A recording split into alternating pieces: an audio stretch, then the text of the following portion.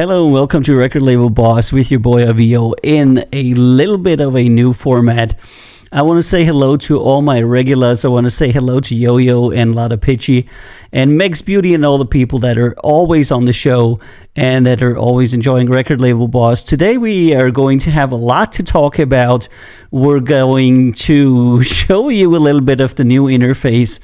We're going to talk about the new features that we have, what we're going to do in the future, how we're restructuring the stream, which new shows are coming, and I have a whole list of things here on my side notepad that you can see here that I have written down that we're going to talk about today, because I figured if I'm going to do a podcast, if I'm going to do a music show, one of the things that I really want to do now and in the future is to have some topics to talk about. And hey, Bonnie, how you doing?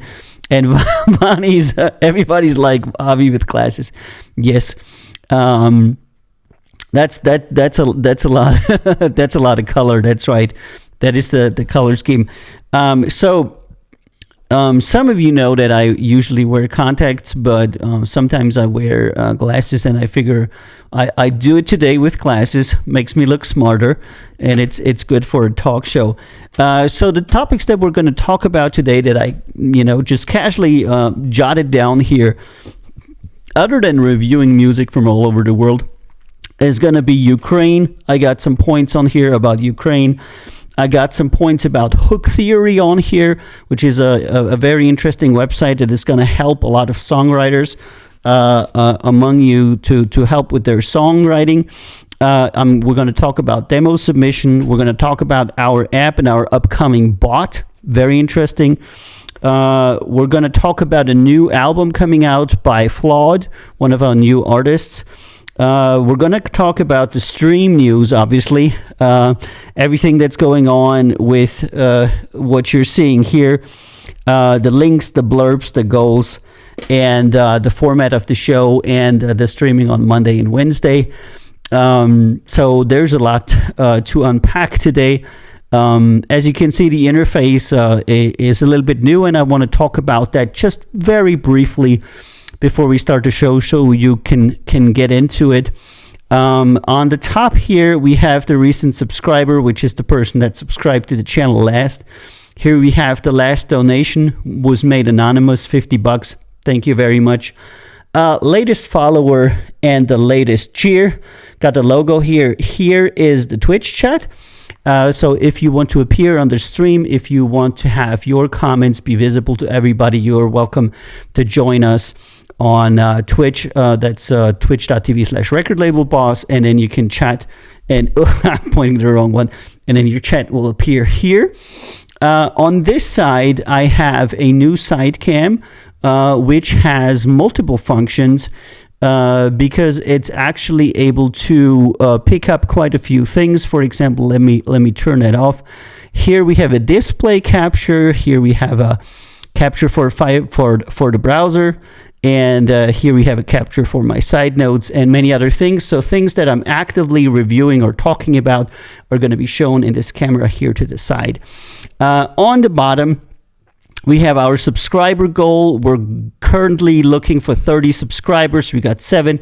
And here we have a link. If you want to subscribe to the channel, that's recordlabelboss.com/sub. And on here, we have a little link that says recordlabelboss.com/tip. That's if you want to tip me and give me a beer. And here's our follower goal, 300 followers. We're at 198. If you are on Twitch, then by now you will see that on the side of your screen, you have a module with which you can vote yes or no to the upcoming songs, which is very nice. And this yes or no is going to cost you 100 channel points. Now, 100 channel points are really easy. You make those in like 10 minutes. And the only reason why it's 100 channel points is so that people don't spam it all the way too much. But if you think that a song is really good, you now have the chance to vote yes. And if you think the song is really, really good, you have the ability to vote a super yes for 1,000 channel points. That will be a longer yes. And if you think no, then you can vote no. And if you think super no, you can do a super no. So go ahead and check that out. It's all done with channel points. Isn't going to cost you any money. Also, I refunded around 150,000 or more channel points from challenges that have been failed in the past. So you all should have a lot of channel points if you're regular watchers. And this also allows all the people that watch this show regularly to vote on the songs without any problem, because so many people have so many channel points. And Meg says she loves the background and it's purple. That's right. Okay. There you go. So if you want to go ahead and check that out, you should also see the visible alert here for the yes or the no. In addition, if you want to do some mischief, that's also possible. There's the way to do various emotes that are from Uncle Roger, which is a comedian that I like. And you'll be able to do these emotes for bits. They're not necessary, but they're fun if you want to do them. That is okay. I had more planned, but I'm going to leave it at that for now, so you can get into the yes and no voting and into maybe, doing some other audio-based emotes here. So if you want to go and check that out, you can do that. I want to say a special hello to the people that are following us today on RPAN on Reddit.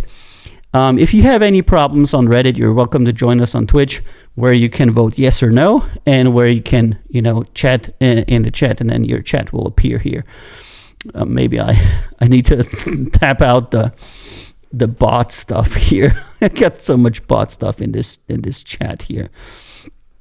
Probably gonna do that now. Bot stuff. All right, this is it for the stream so far. If you have any questions on modules, how they work, on yes, no voting, or on anything else, you're always welcome to ask me about it. Where are we? We're gonna do this here, and then we're gonna hide some chat from some bot or something. Your streams chat. There you go.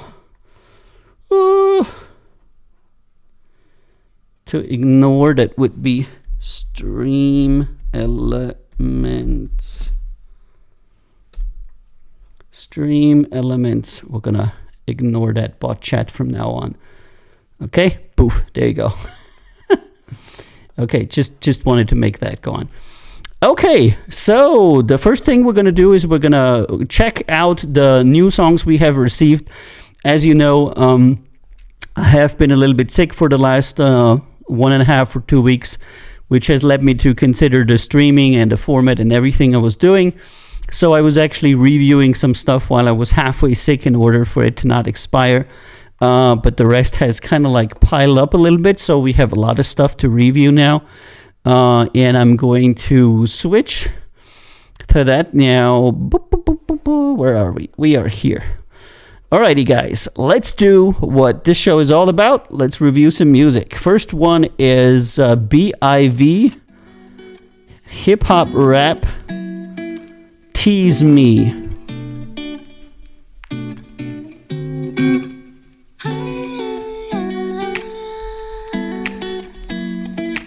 And as always, if you have any questions, you're more than welcome to ask them.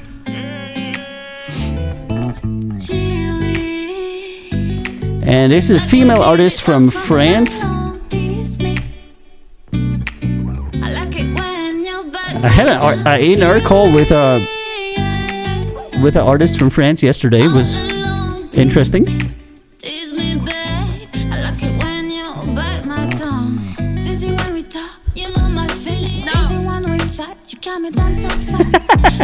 See, no, there you go. See?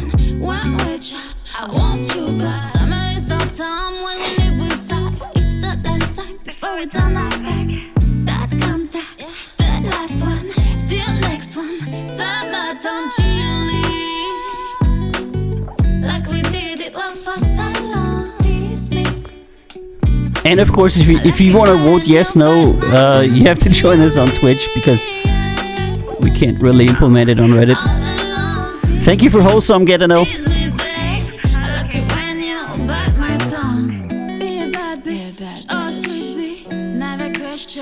I'm just me, the last ride, you and I, the last kiss, more than this. Be silly, romantic, but you this is easy. Alright, anybody got any opinions on this one? Chillin'.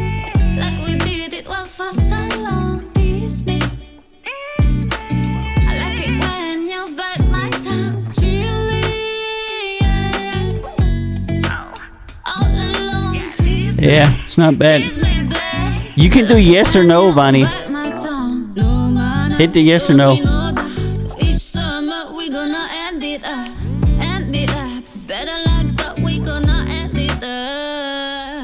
You go back right to your life. Each summer we better say goodbye. Say goodbye. Better like that.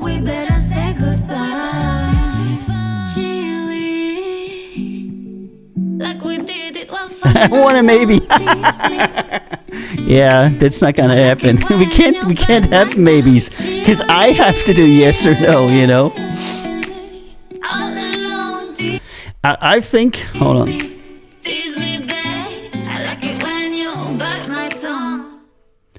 Yeah, I think it wasn't so bad. I'm gonna play it a little bit lower, and I think it wasn't so bad. I'm gonna.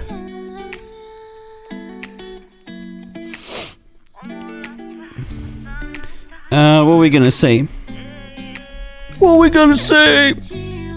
Chillin'. This me. I'm gonna put my keyboard up here. Okay, track with some good parts and okay vocals.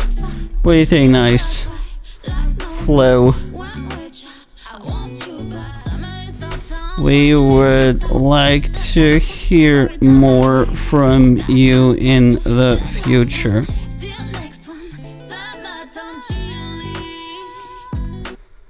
Okay, I said that, you know, I didn't immediately invite them to a talk, but I said to them, you know, I want to talk to you in the future. And I think that's what I do with the maybes. Because I feel if they, I don't know, submit another song that's really good, then we could possibly consider that. All right, next one is Chris Capone, hip hop rap, Downtown.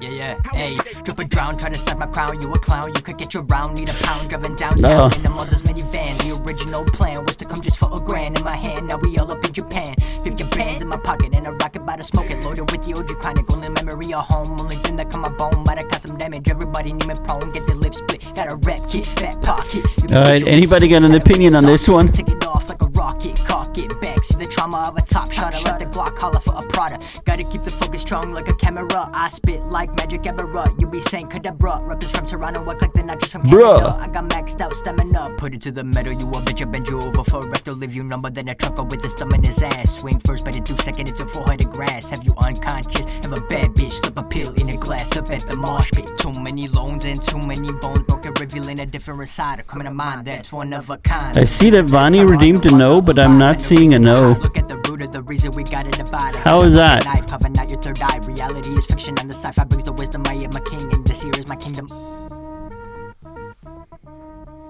No. Oh, there it is. All right, yeah. All right, we're gonna give this a no. Basic track that could use some work in melody and especially in vocals. All the best and cheers. That is, especially the vocals are, you know, what I would consider to be beginning standard on this one. Alrighty. Includes paid promotion. Are you fucking kidding me? Somebody sent me a video that includes paid promotion. He's got bars. Yeah. Now he needs intonation and speed and cadence and a bunch of stuff, you know. There's a lot that goes into being a good rapper. All right, DDKN, watch me.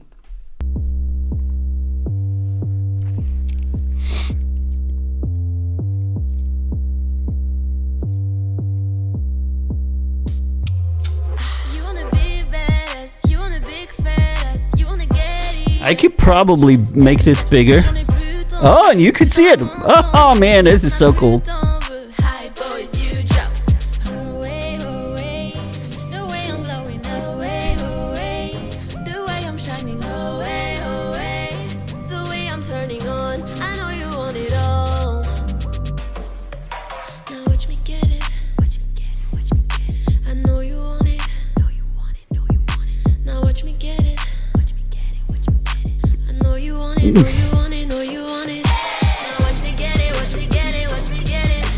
It's the Wholesome Girls Dance Show.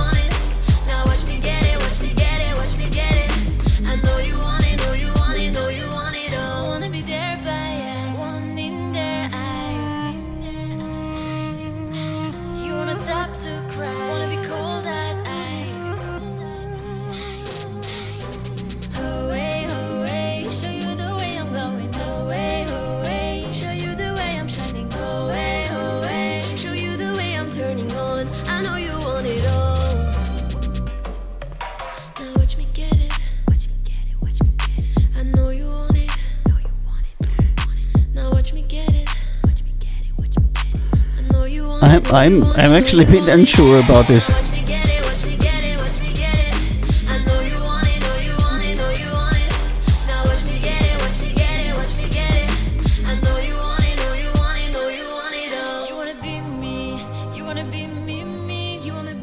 All right, anybody up for yes, no? Bim me. I wanna bim me. I don't know what's always up with the weird accents. I would have been me.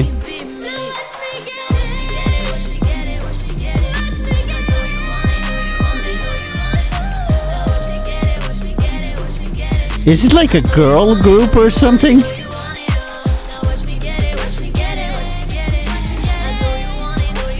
The lyrics are somewhat nonsensical. Was.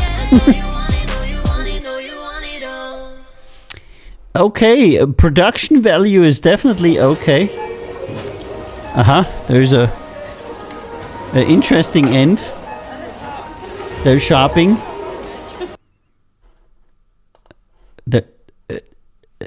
Okay, that didn't make a whole lot of sense.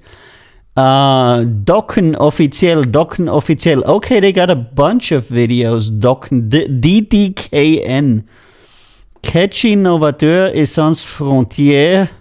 Oh my god. Yesterday I had a talk with a French manager, but she did have a translator. That was good. For an interesting artist, African artist. And, I did understand about 30% of what she said. Compose de la sur droit français volant dans blah blah. Oh my god. K-pop da da da. Watch me. Tra la la. Okay. Okay. So this French text here sounds like it's an advertisement. I'm not entirely sure that these people are looking for a label or even know who we are. I'm not sure. Let me just. Concept video Stella. Concept video Anouché. Watch me behind the scenes. What's with these concept videos? Okay, I'm gonna watch one of them. Oh, that's great. Now we're gonna have ads or something. Shit.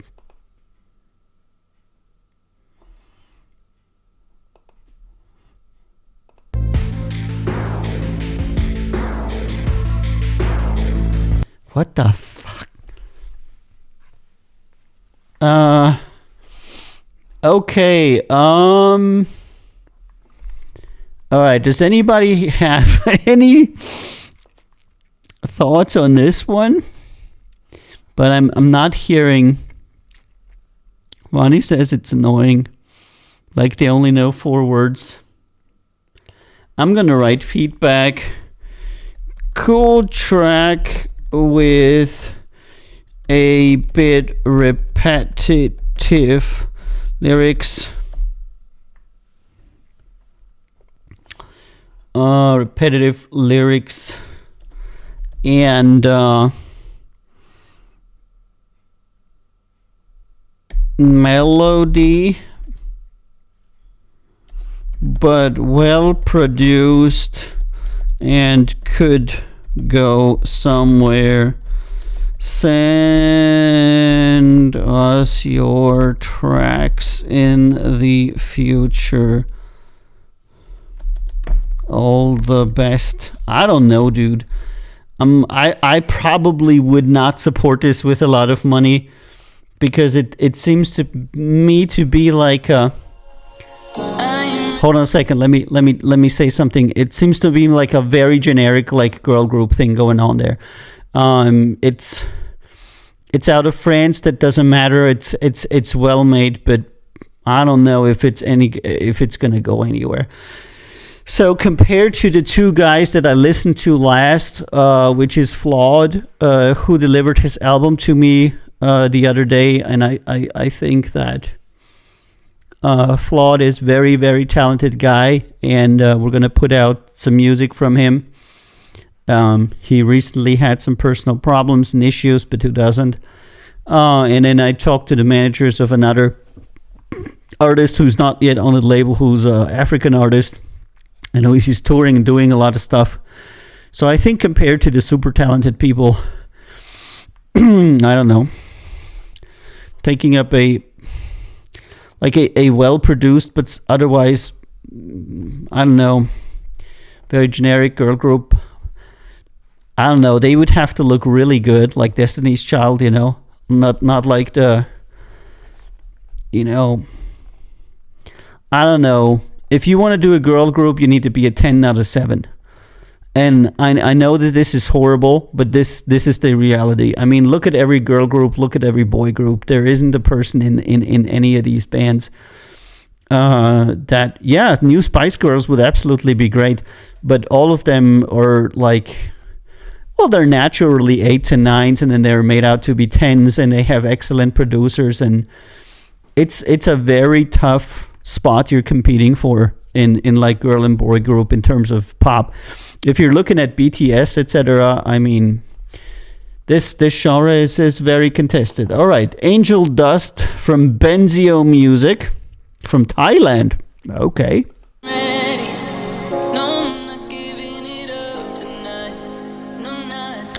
Yeah, if I could get a new Spice Girls, that would be great, man.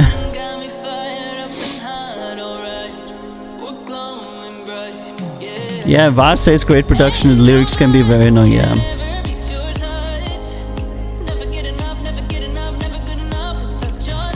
That is something I usually don't understand with girl groups or boy groups, but maybe it's systematic. I've never actually made a boy or a girl group that their lyrics are usually very, I don't know, stupid.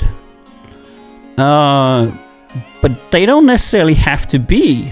I'm not entirely getting why so many people are doing that. Maybe some people are thinking that, I don't know, if you want to cater to 16-year-olds, you need to make your lyrics dumb. I don't know.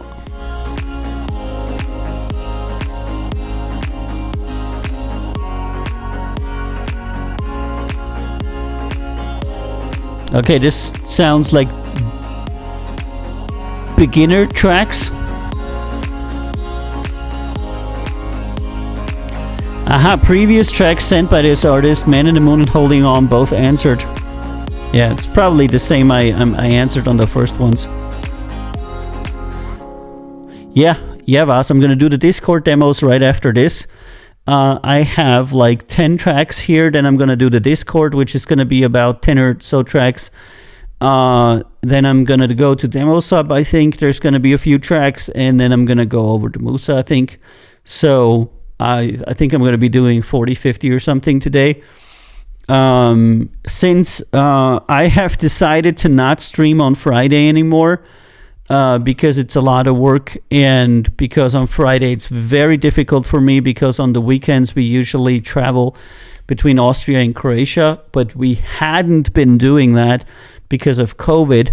But now that COVID is hopefully going to be over soon, what we're gonna be doing is Friday morning we're gonna be going to Croatia. We're gonna do some business there, meet people. Music industry is really a week-round industry, and it's actually easier to meet people on the weekend and talk about production and stuff, and then come back and do our regular work starting on Monday. And Friday evening streaming is very difficult for me, because it means that, you know, every time we commute, I would have to skip the stream. So it made a lot of sense to me to kind of like get rid of the Friday stream and take that time and add it on to the Monday and Wednesday streams. Initially, I was thinking maybe I was only going to stream on Wednesday and make that a very long show. But I'm now set on the idea that I'm going to do Monday and Wednesday. Both times 3 hours. So 2 times 3 hours of streaming, and in this time I should be able to get through all the music that people are sending me. I mean, I can never get through all the music that people are sending me. That's absolutely clear. But the stuff that I really want to go through. Okay, so if you have any questions about that, just let me know. What can I say to this guy? Okay, track that already shows promise, but needs more practice in production.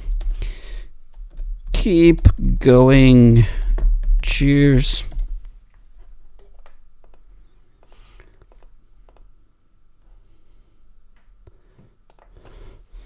Oh.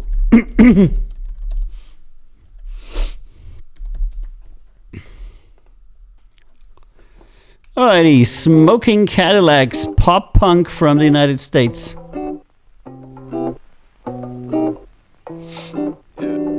Yeah,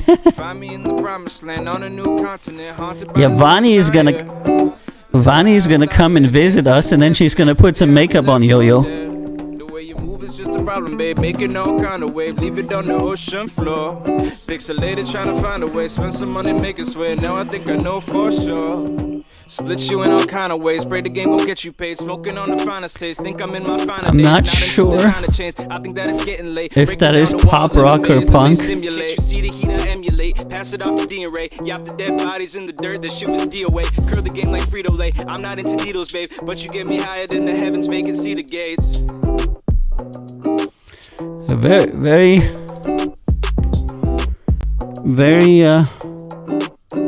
basic. Find me in the promised land on a new continent, haunted by the sunshine. Yeah, Vani's gonna come over and we're gonna do a collab show with Vani and Meg. It's gonna be awesome.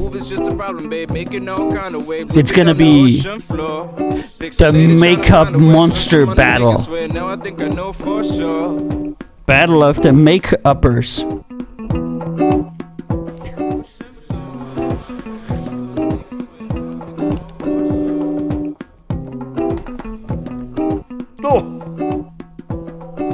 Yeah.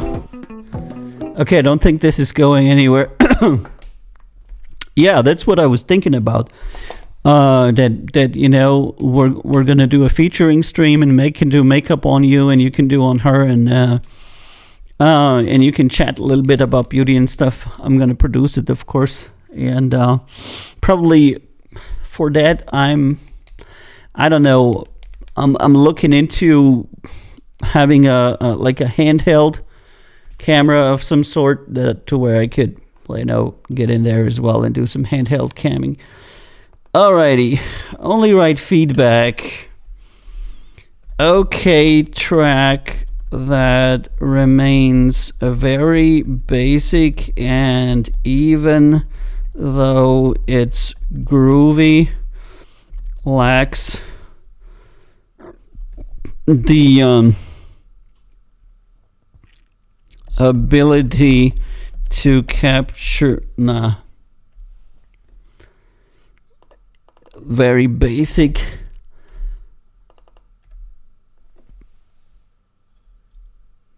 even though, oh my god, I can't even spell, would definitely work on melodics more. All the best and cheers. This just has too little going on. It's just literally the very bare bone of a song that's there. All right, the One Family Folk Acoustic World, the hymnal. I'm in black and blue. Can we use AViiiO swatch makeup at least? I'm gonna be filming. Why you wanna put stuff on my hands? From the page of songs are sung. Lives are changed, old and young. God damn it, I hit my mic. As they sing. Well, can you hear I hit the mic. Hallelujah, amazing grace. Okay, that was a change. And surely the presence is in this place. Blessed assurance, have thine own way. And all hail the power of Jesus' name from the hymnal of praise. It's not bad, but a little bit boring. From the hymnal of praise. Da da da da da da. Throughout time, Da da da da da. Has made its way Da da across da the da. world to every tribe and tongue.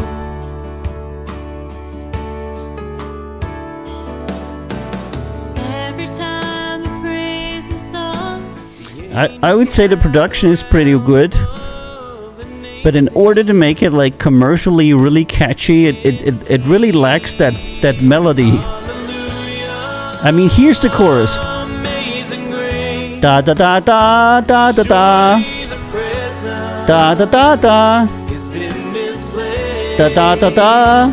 Blessed assurance, Da da da da da. have thine own way. Da da da da.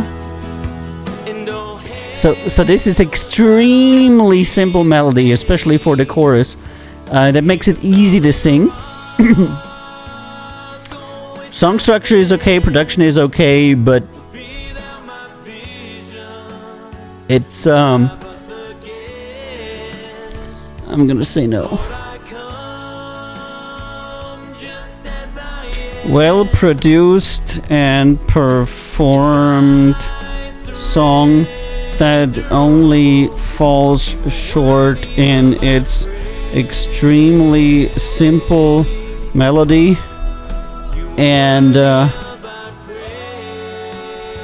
improvability of the shit. I can't be so negative.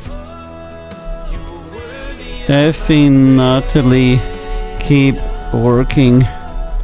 All the best and cheers. I always say this is what happens when you work with a studio and they're like super unengaged. I've heard so many of productions that are like this. It's what happens when you go to a professional studio, and the guy in there just really doesn't care about your stuff, and then he makes a melody like da da da da da da da da da da da da da da. You know, like literally the world's least involved melody ever. And you wouldn't believe it, but studios make a lot of this stuff because people order it. They're like, yeah, we want a song, but they don't really have a melody. They don't really have a song. And then things like that come out. It's essentially a song without a song. Really interesting. But I get this a lot. When you're reviewing stuff, you get this a lot. You get a lot of songs without song. Okay, Romain Gutsy. Next one. And I do think that the Ukrainian song is going to win Song Contest Eurovision this year. I would bet like money on that. I probably should. Because they have so much support and because the song's actually not bad. So if you want to make some money, bet on Ukraine. I don't know which quota they have on the bookies, but I'm pretty sure that you won't be able to... Oh my god. You won't be able to get a decent quota on a bookie for Ukraine in the Euro.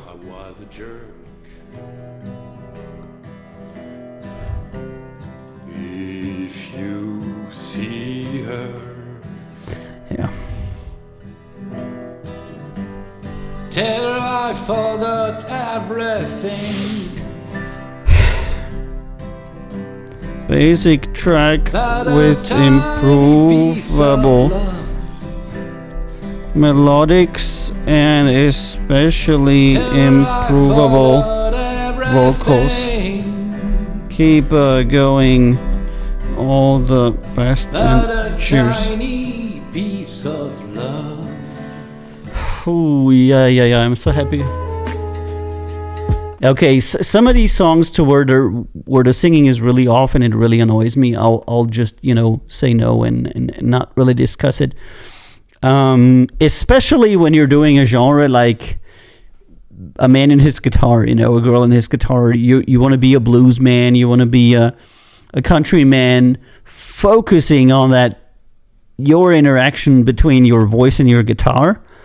You got to be two things: a really good guitar player and a really good singer. And if you look at Ed Sheeran, if you look at Ken Tucker, if you look at anybody who does Matt Reed, guitar and singing, they're excellent guitar players and they're really good singers, because those are the two things that music is made from.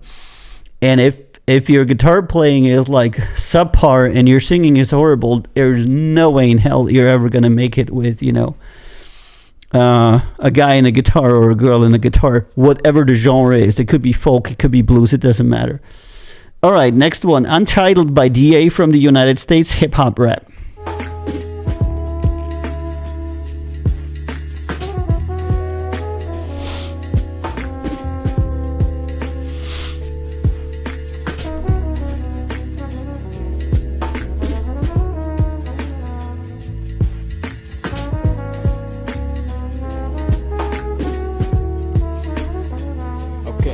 Okay, so hear me out. What if drugs are what we breathe? And what if oxygen the reason that my lungs don't like this feeling? All right, next, Boyd again, rap. Basic track with improvable production and especially improvable vocals. Work on pitch and cadence. All the best and cheers. It's not just really not going anywhere at all. Libassé, hip hop rap from France.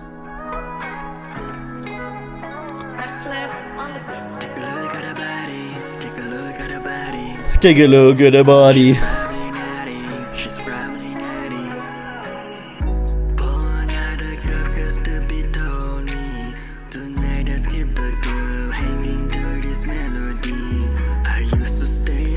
Vocals.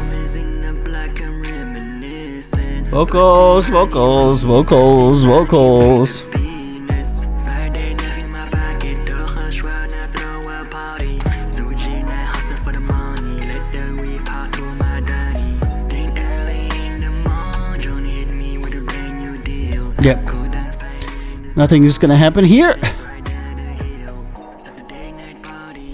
Basic track with especially improvable vocals that are too thin and without any power in delivery.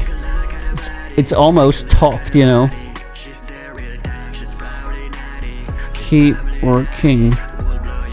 All the best and cheers.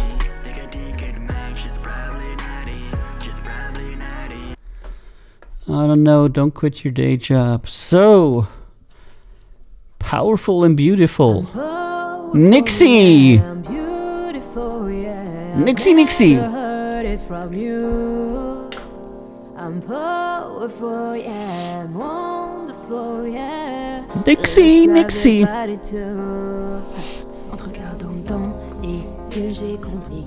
By the way, if you want to subscribe to the channel, you can go to recordlabelboss.com/sub. And if you want to tip, you can go to recordlabelboss.com/tip. I made 2 new very convenient links for you to do that. So I take a breath when you look at me and say I should go. Oh, man. Et je sais que je vaudrais toujours plus que tu tu le vaux. You wanna bring me down, non, tu n'auras pas le dernier mot. Okay, there's vocal talent there, but. Let's go. I'm powerful, and beautiful. I'm never about to love myself now. I'm powerful and beautiful.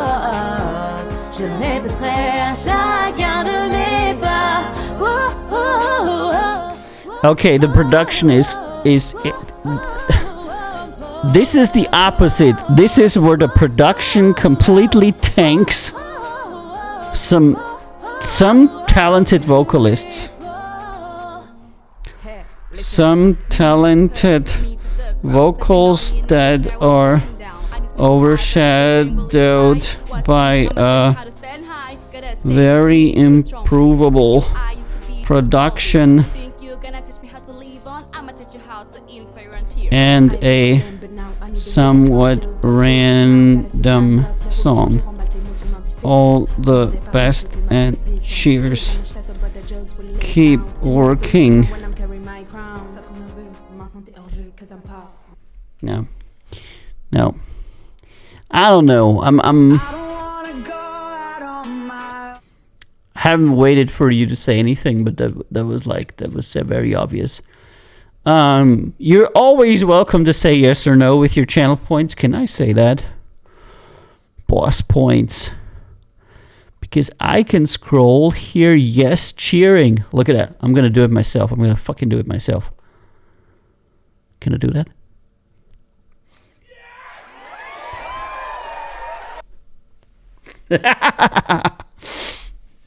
See, I cheered for myself. Alrighty, next one is Herb Barclay. Classic instrumental electronic pop, okay?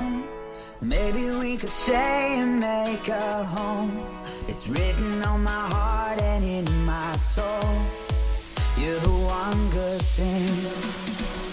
And I don't think I've ever been so low. 'Cause losing you was worse than losing hope. And baby, I could never let you go. You're the one good And Meg had redeemed Hydrate. So tell me that it's all okay. I'm gonna hydrate now. Tell me we will find a better way.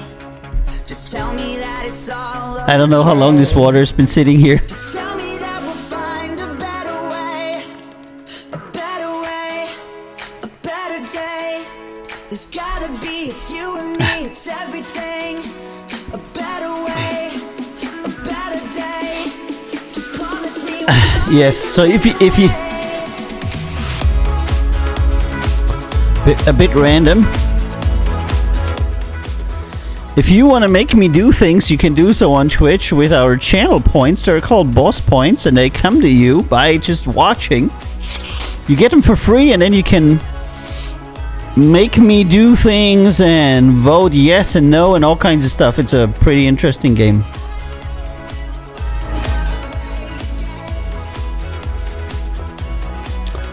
And he says he's proud to present his pumping new track. I think this track doesn't have enough flow. Should never sleep alone. This isn't how we used to speak so cold. Remember when our hearts would overflow. So tell me that it's all okay. Tell me we will find a better way. Oh yeah, we have a new challenge, by the way. Because there's always got to be a challenge.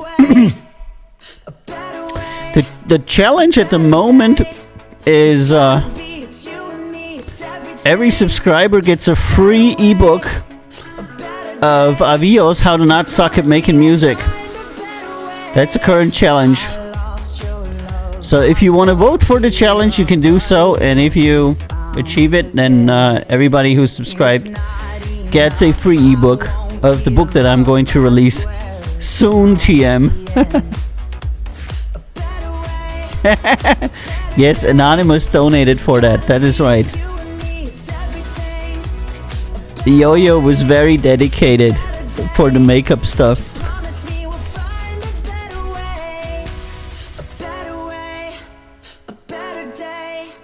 There's got me, it's you and me, it's everything. A better way, a better day. Just promise me we'll find a better way.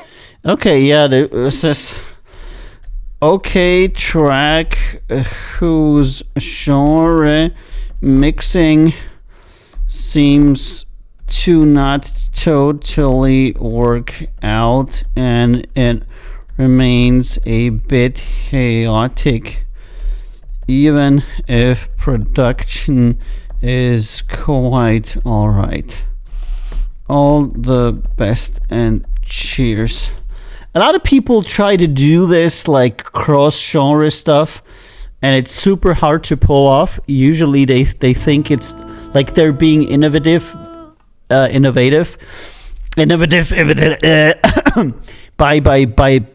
doing that, but they're just making it harder for themselves, you know. If you want to convincingly mix two genres, you need to be super comfortable in both of them, and then you need to be a fairly good producer in order to know how to mix them to make it feel organic. So most of these cross-genre songs that I get generally don't work out all that well. All right, the Nomadic from Australia, Dream Tracks. By the way, if you're watching on Reddit, you're welcome to upvote the stream because we've always got so many downvotes.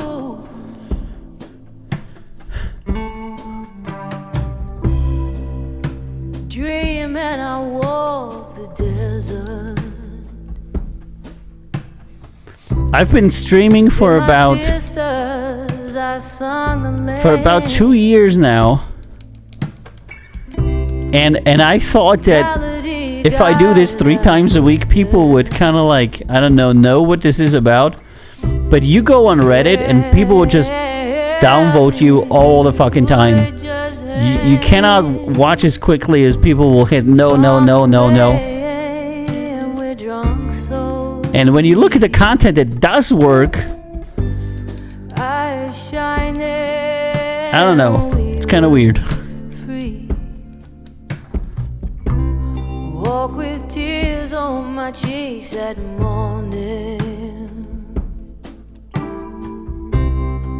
'Cause those tracks in the sand were gold. But I have to say, when I started on Reddit, I streamed American times. I actually got up in the middle of the night and was streaming like 3 o'clock in the morning our time, 4 o'clock in the morning our time. And I had like a few hundred people watching, you know. Streaming European times on Reddit is kind of like difficult because and Vani said, Abi, you're not in a bikini with false boobs. Maybe that would help. Oh, that would absolutely help. No, I mean, it's just as with anything else, looking good or looking ridiculous will help you. If you're looking at stuff that's popular both on Twitch and both on Reddit, it's usually in either or. Educative streams, and you might think of what you want of this stream, but it's kind of like what it is. It's an expert stream, you know, people talking about an expert topic don't generally do well because it's too much like learning, too much like knowledge, too much like actual stuff. People generally are looking for either good-looking people or fun and ridiculous shit. They're looking for a more pure form of entertainment, and you know, analyzing music and talking about it is not necessarily entertainment. And a lot of people are supremely offended that there's somebody who kind of like talks bad about artists, you know. I get that a lot. So this too boring?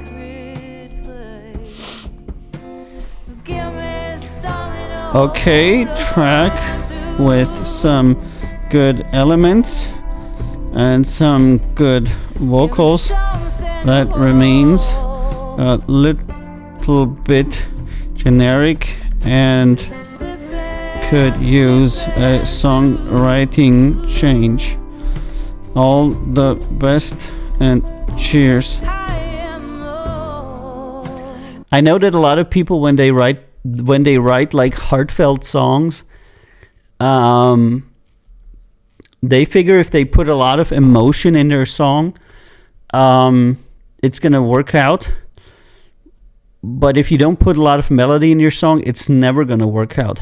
If you just have emotion, you have great text, you have good production, but again, it's kind of like that church song, you know. Your main melody is da da da da da da da da da da. That is. By the way, this is what I wanted to show you about songwriting and stuff, you know, because I was gonna say you can literally do a lot better with any chord progression tool, and if I have enough time, I'm going to show you the chord progression tool. There's a lot of chord progression tools out there. I have a chord tool on my native instruments, S61, and just with the ability to set keys and chords, you can make better music than 80% of the people out there, because it's so ridiculous what people do in songwriting, and it's so easy to actually do right songwriting. All right, Gerald XL from the United States, Dangerous.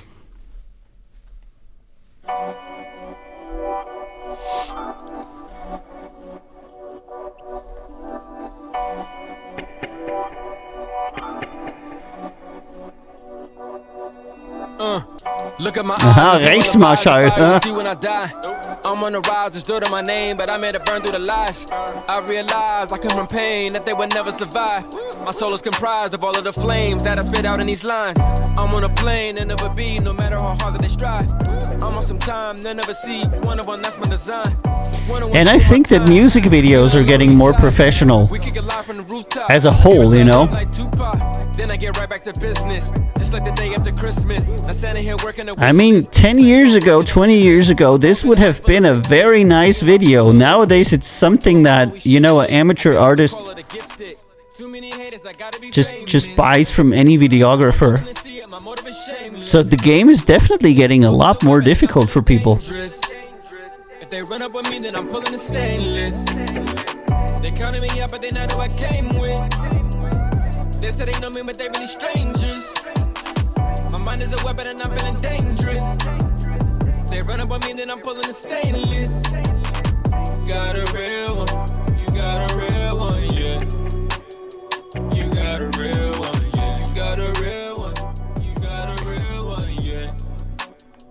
You got a real one, yeah. Peace to the bros, keep an eye out for cobras. Black lives matter, for the cause I'm a soldier. Mind getting stronger, heart getting colder, vision getting sharper, moves getting bolder, ball smooth, power plays, steady focus, never phase, on the journey, it's too boring.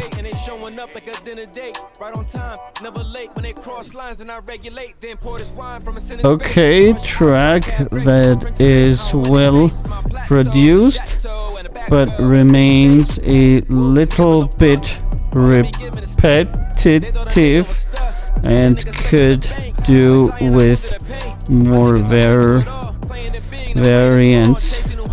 All the best and cheers. And it doesn't have a catchy hook at all. I couldn't even tell you what the hook was. Burr, burr, burr, burr, burr. I don't know. Something with burr, you know. Gotta be something with burr. Alright, let's switch to Discord and let's do what everybody's waiting for, especially Vaz and everybody who's on our Discord there. Let's go into the Promote Your Own Music room and have a look at all of these demos that people posted. Hold on, let me scroll up to where I finished reviewing last time. It's been a while. Hi Frank, I'm Frank, I'm a producer. If you like my music, blah, blah, blah. You can do this, you can do that. Okay, let me see where we got here. Stream alert, catchy. All right, here we go. The first one for today is from AJ. That's so AJ, yeah. We've heard this before. I think LMK. Let's give it a listen.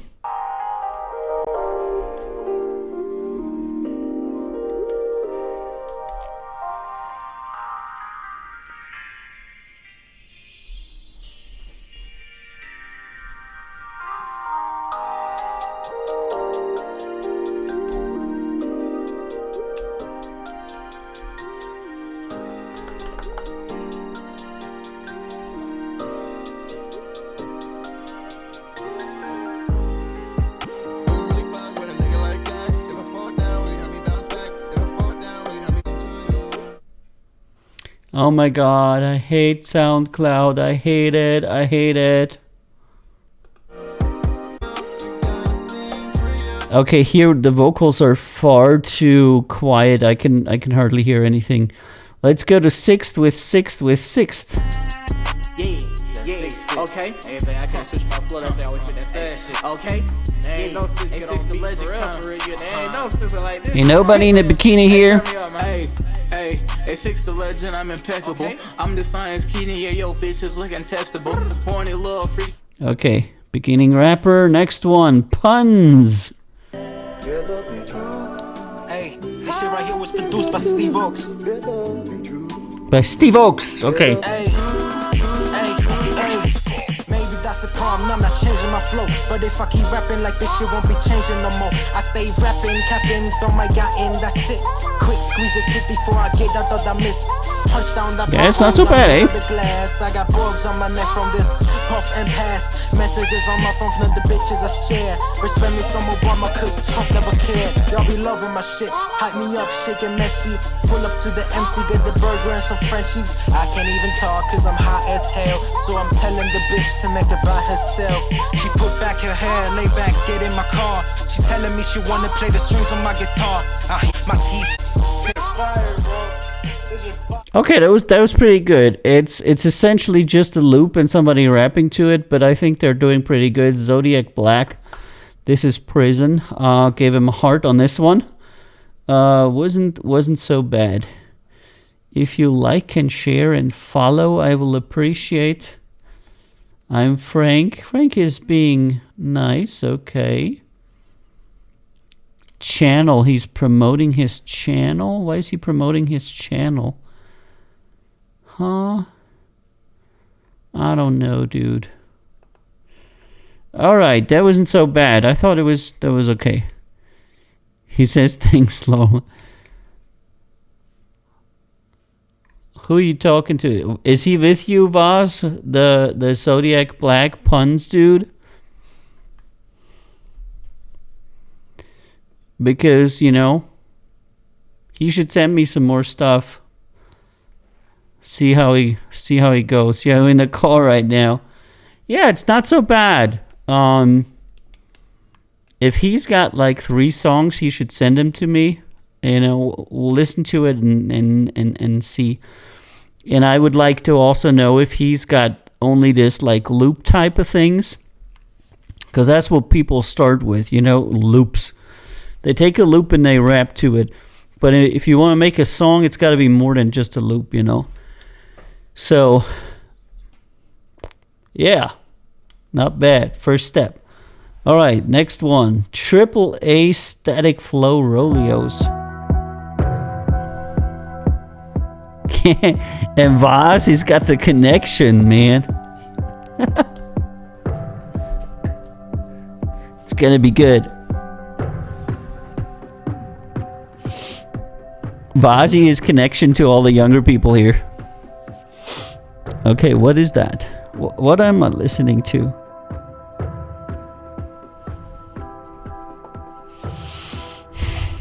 I don't. Some kind of electronic ambient. I don't know. Bobby B. Life Like That official music video. All right, Bobby. Let's listen to Bobby.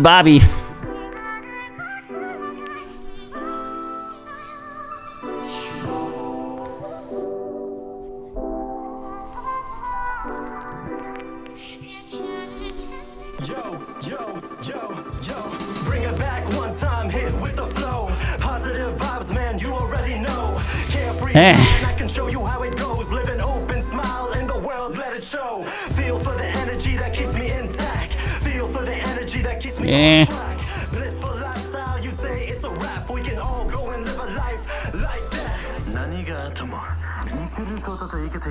Okay, yeah. Okay, I've heard it. It was okay. I'm going to go to the next one. Wenxy! Wenxy sent me some stuff. It's an idea. MP4? What the fuck? Who sends me an MP4?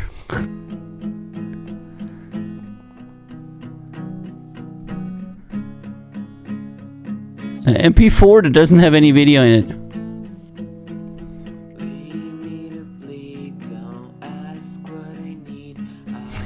And Yomim says the video looks not bad. Yeah, that's what I was thinking too. The video cutting is better than the song.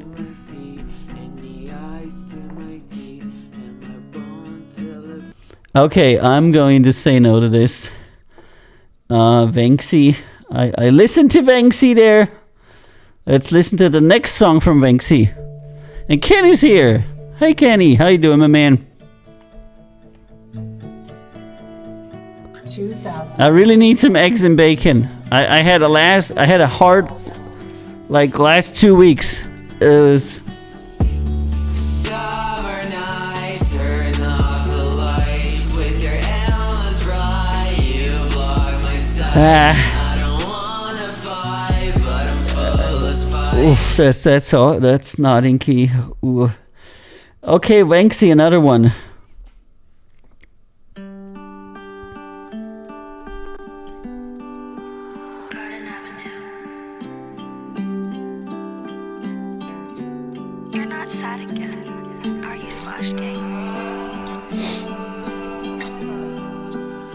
I got my birthday present today. One of my birthday presents. It was very, very interesting, and it's very good, and I'm already using it.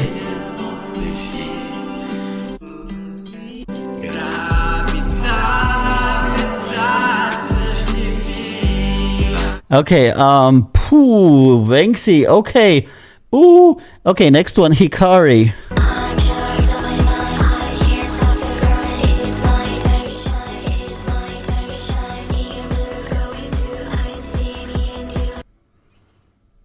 Wow, that was short.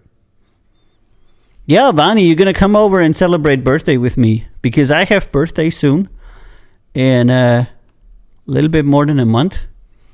We can do it together. We can have a big birthday party. I mean, as big as COVID allows, so like less than 10 people.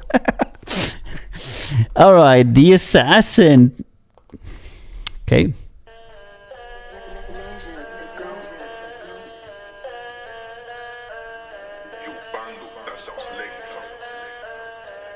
I have mine. Aha, yours is very soon. Wow.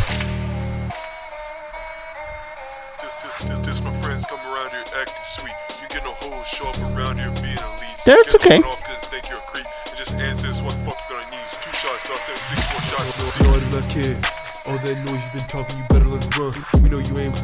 Vocals.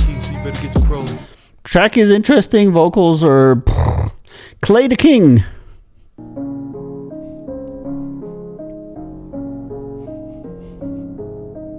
And I bought a Chinese cookbook, and I bought a rice cooker and some Chinese sauces because I like Chinese cooking.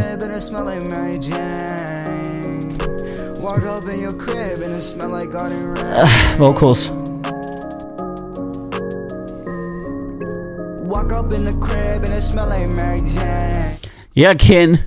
If you like Chinese too, you know, you can come over and I'll make like Chinese food and we can eat it together and see if we like it, and then we can eat some more. You know, I love cooking, and I bought a Sichuan cookbook because I don't know, I haven't never really cooked Chinese before, and I wanted to do it, you know, in a decent way, so I bought a lot of stuff. All right, Vaz is coming up next. It's Vazi. Okay, everybody, Vazi is up with Back to Text Back featuring Zodiac Black. Or that's that other dude. Good. Let's listen. Man, I don't know why we said this or how we make songs. It's literally the first song we've ever posted. Where do I start? We weren't really that smart back then. I'm actually so pissed off that we have to redo this. Yeah, but what do you mean? It's pretty fun. But like, we actually still do that, like Susmine and Discord calling right things. Yeah. Even though that was literally our first song. We weren't the smartest people back then, but I guess here we go again. Kyle made this one or whatever. Guess we're going again. Fuck my life. 3, 2, 1, and. And you know what a text back even though I'm busy, yeah. Now let's keep this shit real, don't worry about me. Some things Not in tempo. me really. As if you would do this, don't be a meanie. Don't be a meanie. Yeah. So first guy's vocals are not in tempo with the song. The song goes and oopsie, what is that? There's a light. Oh, here too. And the vocals are not in sync with that. And you know if you do this, you would have to go through this. Make sure that you close. I won't even let you. Then yeah, see, you're going over the sync there. For us, making you think about us. It's the first song we've ever done. We decided to redo it. I expected text back. The sad thing for me is the first song I ever did was made on Commodore 64, and I'm pretty sure I don't have it anymore. The songs I made next were made on Amiga 500. I'm also pretty sure I don't have these anymore. So I think, sadly, out of the first maybe 5 or 6 years of me making music, for some reason I lost all the tapes, the discs and whatnot. There's a long backstory behind it, but at one point I actually wanted to listen to the old shit, you know, and it's all gone. One day I'll go downstairs to the basement and see, because I think I still have some cassette tapes left over, but I don't think any one of those is a master. Don't know. So, you know, my work record starts maybe 10 years ago, and everything else is lost, because I don't know. As I said, it's a long story of multiple bands and multiple endeavors and people running off with master tapes and shit getting lost. It's, you know, now I'm sitting here advising young people on what to do and what not to do, but I think I made pretty much every mistake you could possibly make as a young musician. I don't think there's any stupid shit I didn't do. Damn nice snack, give me my life back. Wanna give you all that, you don't wanna chit chat. Ruin all my straps, you a damn copycat. Industry's combat, ask me where I work at, trying to get my way. Okay, we call it stroke play. You need that damn x-ray when you want my DNA. I can do this all day, either way, you don't know. Father's Day, wipe away, Wednesday, jump down highway, clay play, stay away, got no more rhymes. JJ, I don't need no. Okay, for the first song, it's not bad. Let's say it like that. Prasmo is next. M. Night, Paranoia. People always have like a username, an artist name, and then... So, Vaz, you guys need to make some new stuff, some good stuff, you know? And Ken says, I think I got you beat in stupid musical mistakes. Yeah, it's crazy, you know. I once had a band, and we recorded an entire album, and we made 2 master tapes, and one master tape was given to a person who said they want to listen to it and give it right back before we're gonna duplicate it, and that person then never showed up, and we never got the master tape back. And then we only had one master tape left. And then we were going to go duplicate that. And when I went to the house of the person that had the master tape, I went in there and I was like, where's such and such? And his mother tells me that he emigrated to America. And I'm like, what? When? And she's like, 2 days ago. And so the guy, literally without telling anybody in the band, took the last master tape with him to the States. And he never came back. And I felt like the biggest idiot on the planet, because we had recorded an entire album of songs that was then gone. And the material was with two parties that both, within a space of days, I didn't have access to anymore. And this influenced a lot of how I do what I do now, because I was so incredibly disappointed because we worked on that. It wasn't very good. It wasn't going to be a hit or something, but it would be something you could send as a demo to a label or something. I thought it was pretty decent. People that listened to it thought it was pretty good. And it was gone. And we had produced the tracks on the guy's computer that immigrated to America. He took that computer with him. That was all stuff I absolutely 100% couldn't understand. That how can you emigrate to a different country and never come back and not tell your band about it and take all the material with you? That was insane. And the other person was personal breach of trust. Never saw them again. It was just a backup master that I never thought we're going to need that backup master, but also that was stupid. And so an entire what it was called? I think it was called the Nation of Funk, the band at that time. It was like a funk rock thing, and so the entire album was lost. And I cannot tell you how disappointed I was. We had been working for, I don't know, the better part of a year on it. And not only did I not have the master tapes anymore, since everything that was produced on the guy that emigrated computer. Also, all the backups, all the data, all the songwriting, everything was gone. And it was just me and the drummer left. And he was equally as disappointed. The band broke up, and we never did anything again. So yeah, somewhere out there's an entire album to where I had a very large part in the creation of that you cannot hear anymore because there's no way to get to it, Maybe I should one day get to the guy and say, hey, what's up?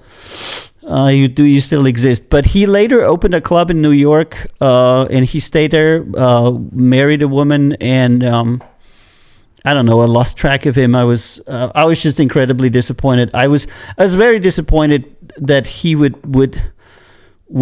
put so little weight into his band members' stuff. I would, if I would do something like that, I would at least say, guys, here's all the stuff that you can do, so you can do it without me, etc. Not just take everything with me and say, yeah, I got everything here with me, and if I ever come back, I maybe bring it.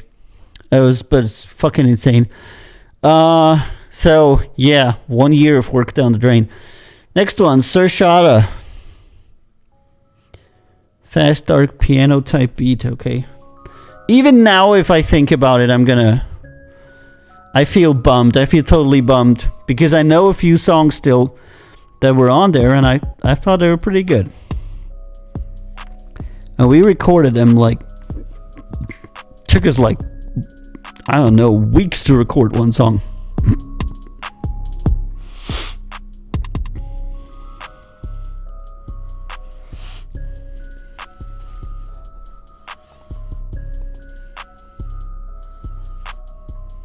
Okay, Noster. My stupid stories, yeah. This, by the way, this is, by the way, the reason for my first big hiatus, because I was so incredibly disappointed, because at that point there was a tour on the table, but without the material, it was impossible to redo the band, to participate in the tour, anything like that. It, like, my entire career collapsed in a span of 3 days. And at that point I quit music. I turned back to university and I said I'm gonna get my degree, and I was so disappointed, because we had an offer to tour with a fairly known band, to open for them, you know, be one of the openers, and it just all fell through in that one instant.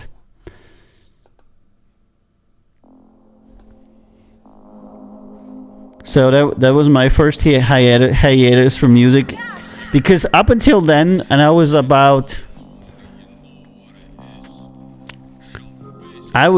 20. Up until then, I've been pretty much making music constantly since I was like 10. So from 10 to 20, I was progressing, you know. And then I was like, oh no, fuck this. My band is ruined, my entire album is gone, the tour is ruined.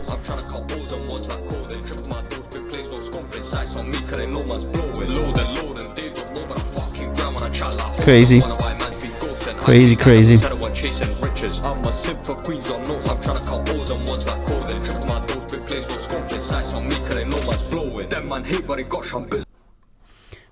It's okay. Capybara. Fanfare. And I didn't even want to tell that story today.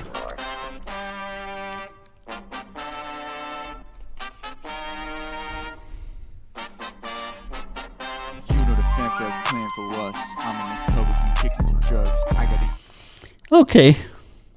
Give him a listen.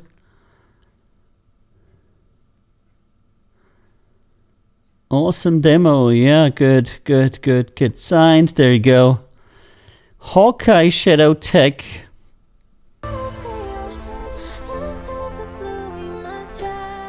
And, you know, one day I'm going to go down to the basement and look.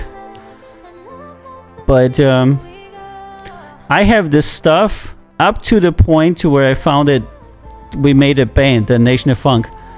And it just wasn't very good. And then I worked with Nation of Funk for 2 or 3 years, you know. And in the last year, we actually made that album.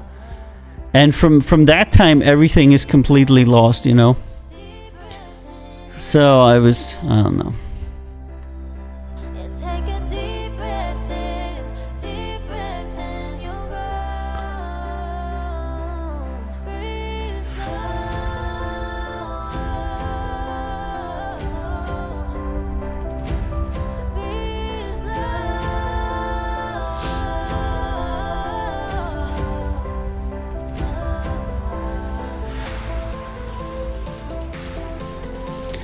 It is not so bad.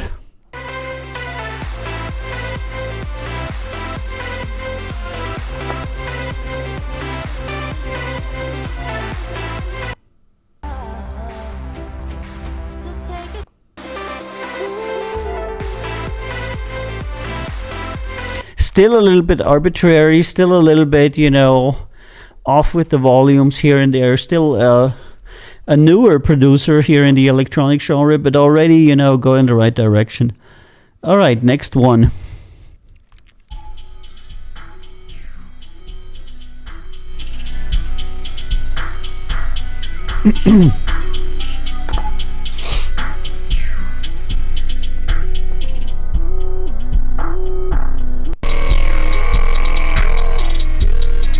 Okay, I don't know what that is. Alright, live stream alert. Boom, boom, boom, boom. And here's the last one from Vazi and Zodiac.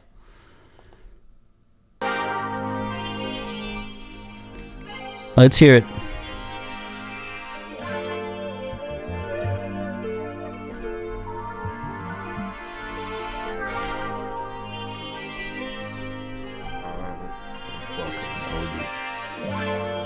Hey, what kind of music do I do? Pull up in the fresher, treasure fashions, but the boss are fully passion, and the money I do with cash. She too fly, try to catch her. Hold on, what I get a pattern, no comments. That's already a bit better, Vazi. Still put more emotion and more in the vocals. Spell the cast where if I wake up, see that you won't last. Eyes on the street, feet feel too cheap. Holes too deep, minds full of greed. In my mind I see the wheel, hold on, listen to how still too monotonous, you know, blah blah blah blah blah blah blah blah. But already, you know, one step better.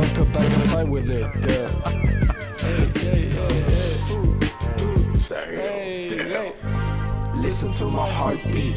Paper sheets on my lap, been on the ground since we last met. I do miss your red cheek, but you've been blushing way too long. You just got up, I'm wrong. Check it. Listen to my heartbeat. Paper sheets on my lap, been on the ground since we last meet. I'm only setting my life goals. Rappers know I won't go before I know. Look at me, I like the flow. I can tell a friend or foe. I will sit in front of rows. Paper sheets on my lap, been on the ground since we last meet. All right, Vazi and friends. I can see the progress there, you know. And what I said about the other song holds true here. Try to graduate from doing entirely, you know, looped beats and vocals to actually structuring your own songs with, you know, intro, outro, chorus, all these things, wonderful things. And then take your vocals to the next level by varying pitch and cadence. And I think you're well on the way of, you know, going to where you... Whoopsie! No, don't do that. Where you need to go. Yeah. All right, I'm going to do a D-bump. D-bump. Alrighty. Good. And I wanted to show... Because I know there's nobody... Now nobody's on the show. But whenever I do this, I get so many questions about songwriting. And so today I want to go to a place where you can do that for free. That's hooktheory.com. I'm not advertising it. I'm in no way associated with them in any way. And I'm not going to buy their product either. I'm just showing it to you. The point is that once you understand that there's various chords that you can play,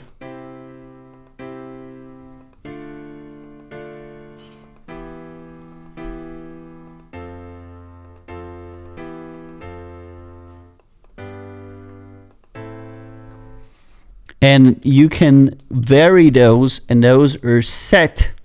That is the piece of music theory that you really should know. Okay? Because then you can just put in...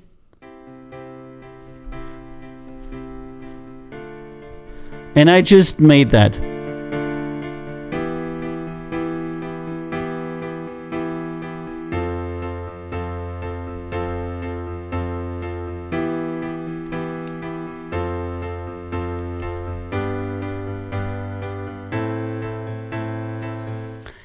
So this is what you can do in 3 seconds, and quite obviously you can do that.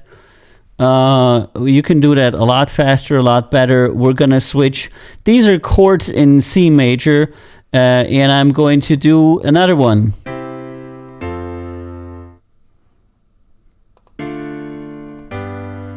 All right, there you go. Let's play it. Let's play it.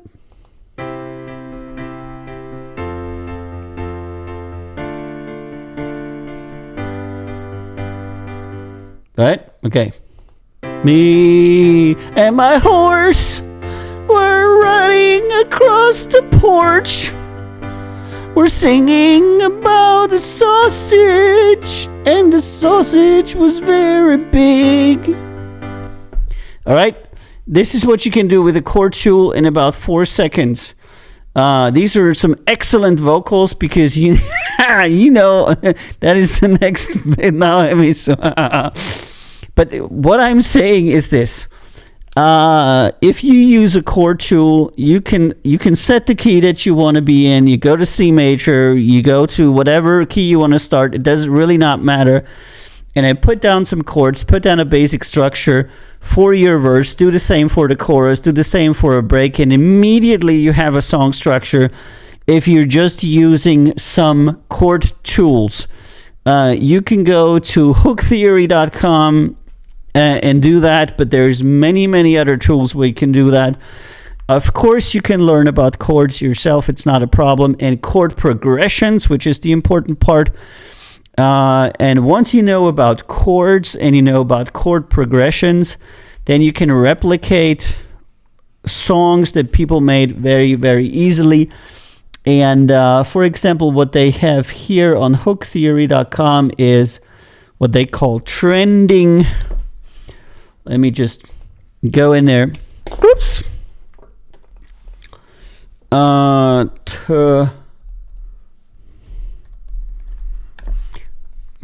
But you know, resource, where is it? Trends, there you go. The point is that, of course, if you're a pro musician like Kenny, then the chord tools are your left and your right hand and your knowledge.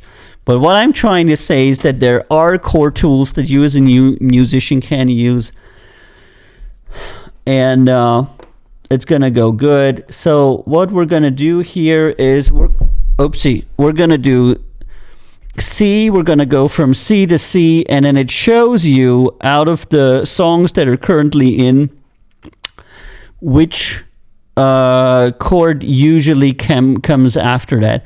So you can literally create a chord progression by clicking on these fucking little round thingies, and I'm now doing C, G, A, F, and I'm gonna go back to C, and then I'm gonna go to G, and that is the chord progression that I now constructed very quickly, and then it shows you which songs are made in that chord progression, and we're gonna check in here, Africa by d.o.o.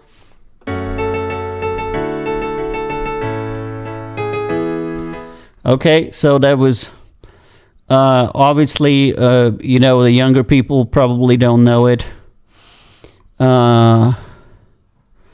Like Waka Waka by Shakira.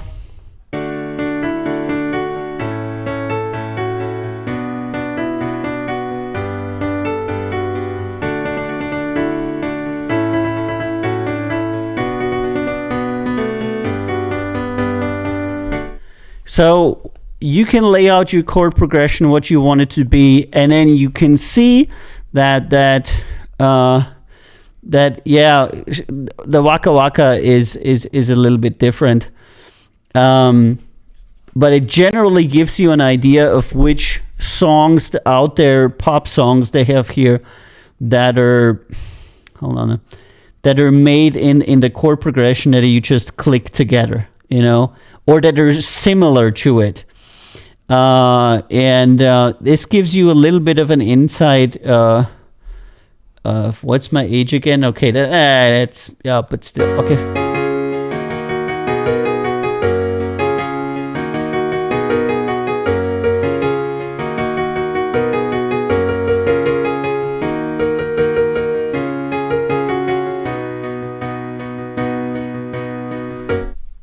So what they're showing you is songs that are made up to a high percentage of the chords that you have selected here, or that you possibly could create with these chords. So what it means is you have G, A minor, F, C major. You literally have 4 chords here, and you can create like 10, 20, 30 songs with it. And then this is by by far the easiest way to do it. The way that I do it is that I have a keyboard who plays chords by itself, so I can pick the chords that I want, and I play the chord progressions myself. That makes it very easy for me to one finger play chords, which is nice when you're doing musical editing. So you just bum bum bum bum bum bum bum bum, and you don't need to do that one. So, this is a great songwriting tool. Of course, Ken is right. If you learn about chords and you can do them yourself, it's even better. But if you don't have that ability, there's a lot of resources that allow you to study, to identify, to learn about chords and keys. And that's also true what Ken says. Experimenting with a variety of time signatures is cool. That's right. Because it's not only the pitch of the sound that we hear, it's also the cadence of or something. That there's variance there as well. I just quickly wanted to show that I know that we always get these questions about songwriting because I give a lot of feedback that your songwriting is boring. When in reality, you can make melodies like the Beatles, and it's not really difficult. They're using just a very few chords, and they make all their music with it. All right, what we got on here?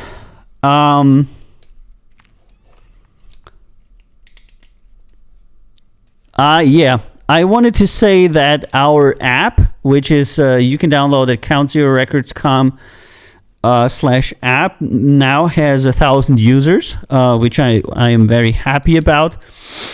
And I was recently asked by somebody in the industry how our app works or how we do that. And I just wanted to quickly say that if you download our app, you can play our artists' music for free.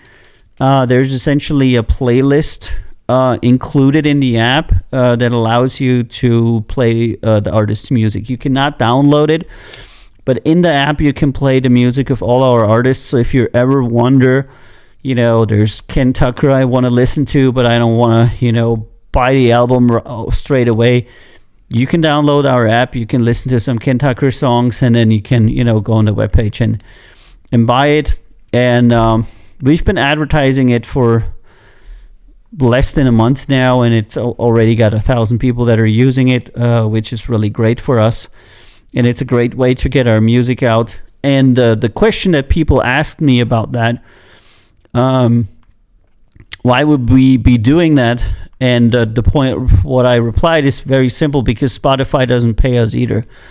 The amount of royalties that we get from Spotify is so negligible, and we're essentially giving it away for free there. So why not do it this way? Because this way, at least we have a direct connection with these users. We can communicate with them.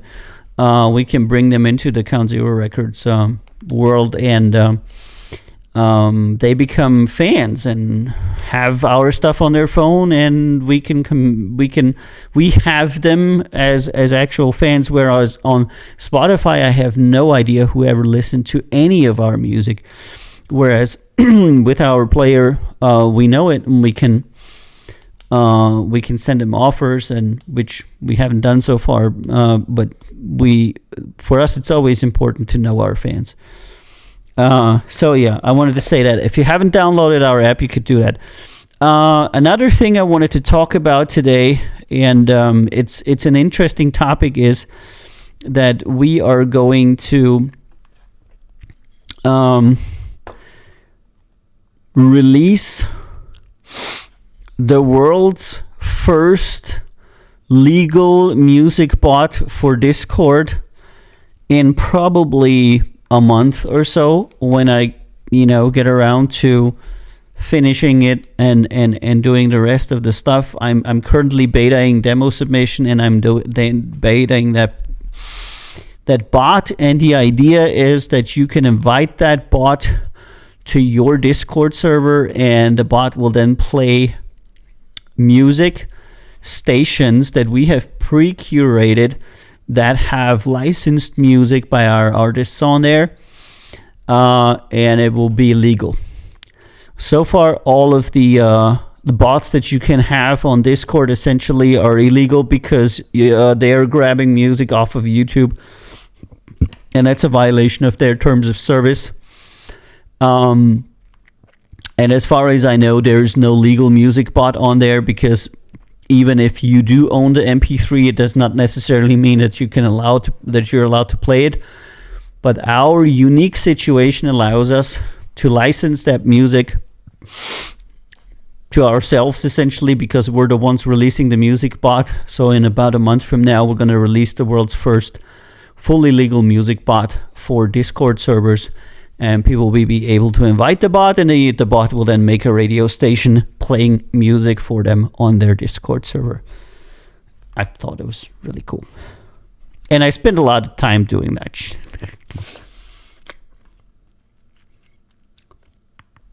Okay, quickly also I want to update you. Our artist Flawed, who has decided on that name. He used to go previously by Doja. I finished album review with him. So first album by Flawed is going to be coming up in the next months. We're still doing mixing, mastering, and collecting some stuff and fixing some problems here and there. But I think the first album by Flawed is going to be really interesting if you're into modern music that is kind of like Weeknd and kind of like a little bit auto-tune-ish and kind of like a little bit rap-ish. I don't know. I think it's going to hit the spot with the population pretty well, with the people that like that kind of genre, and it's going to be a pretty cool album. Upcoming, some very new music there from Flawed coming up there. We already talked about the stream news. And if you have any questions about the streaming or how it's going to work in the future, let me know. As I said, I'm going to do Monday and Wednesday, and that's going to be that. Okay, demo submission. Then let us check out what I haven't been looking at demo submission while I was not feeling so well. Okay, Kaikso is there. He's new. I'm going to follow him. And let's listen to some music from demosubmission.com. I'm a young and upcoming rapper. Okay. Fire. Okay.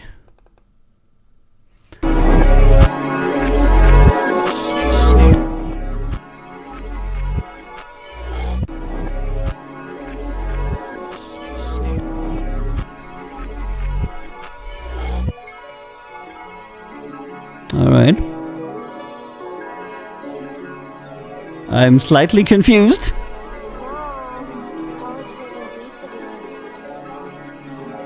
Lots of love to you, Kenny. Stay healthy. Have fun giving your lesson.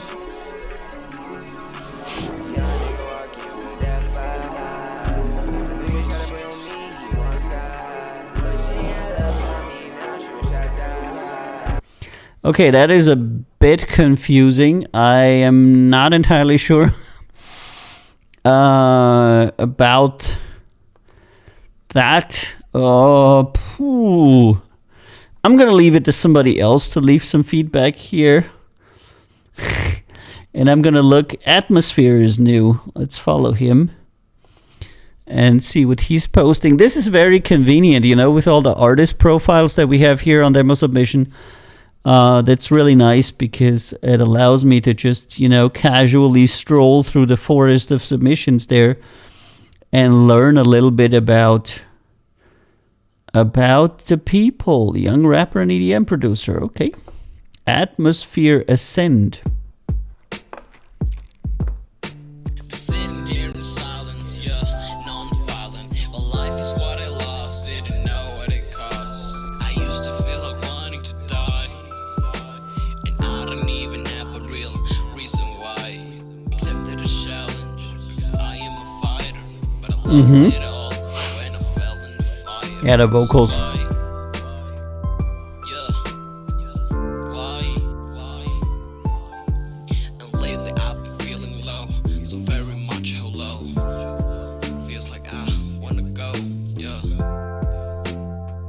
Okay. that is yeah. I would say it's also okay. Maybe 3 stars. I don't know. 3 stars. I don't know. I'm gonna leave it open because Lottie, and I'm not sure if she's here still, has posted that we have a new special thing to where everybody who posts their music on demosubmission.com gets a free article on Music Pizza. So if you are watching and you're a new artist and you want to have a nice blog article by a professional reviewer, you can do so now by going to demosubmission.com and doing your profile there. And then you'll get a free blog post on the Music Pizza music blog. Wow, lots of fucking people. How the fuck is this even possible? Oh, maze. I love it when something works, you know. It was like my baby, and I'm so happy this thing is working. Hand in hand forever we ran. I thought I knew, I never met you. Eyes closed, we saw eyes that feeling raw. Had no regret, we never met. Time running fast, the fun never lasts. I should have known that I hadn't grown. I hope it comes. Let's hit the drums. Not Without Merit, but there's not much of a song there. 'Cause we haven't met. Yeah, I'm not sure. You see if Bobby has viewed my profile. Bobby followed me still. Jack Anders commented on your wall post. Oh, did he now? Haven't been on Demo Submit for such a long time. Yeah. You know, when you develop something and then finally it fills with life and then people are actually using it, that is the coolest thing. Nixlas. All right, Nixlas. Let's listen to Nixie. But I already listen to this dude? I did. Yeah, it's this guy. Oh, I wish now we could be together. Oh, I wish now we could fly together. Oh, I wish we could touch the sky beyond the limits. The taste of love. Since 16, oh, I've been waiting to finally meet my girl for 18. Now. Yep, I listened to him. He's like, I don't know. This guy I would like wait, but he's like, I'm unsure. He seems to have talent, but it doesn't currently go in the right direction, I think. All right, Street Loyalty.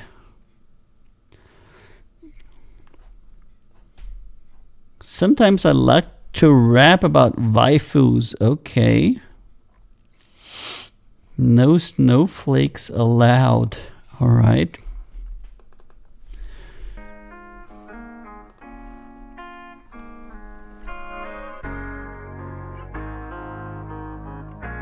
Yeah, and Yo-Yo says we listened to him. I guess he posted on Discord. Yeah, that's probably it. Paradise, some shit from the other side, some shit that I can provide. Yeah, that shit is on my mind, coming from the paradise. Yeah, coming from the paradise. Yeah, like that shit was my 9 to 5. Bitches no more on my grind. Yeah, that shit was on my drive. Took me time to realize, coming from the paradise. Yeah, coming from the paradise. Yeah, paradise, can't realize who am I. This perk's got me hospitalized. Fake friends which I can't decide. Are you really by my... Okay, it was okay. It was okay. I think Lottie's gonna have a lot of stuff to review. I'm just doing the new guys, you know, because the ones I haven't followed, you know, because I'm following everyone who's got the checkbox here, the verified checkbox on demosubmission.com. You get that by essentially filling out your profile. Not everything, but like the mandatory stuff, and then you become verified. There's more stuff you can fill out, but it's optional. And the system detects when you have filled in, what you need to fill in. And by that time, you have an actual artist profile and that people can look at, and then we'll give you the check mark, and then people, can go ahead and what the fuck? And listen to your stuff and see your artist profile, etc. This demo is only visible to curators. But you can put your like socials and everything in here.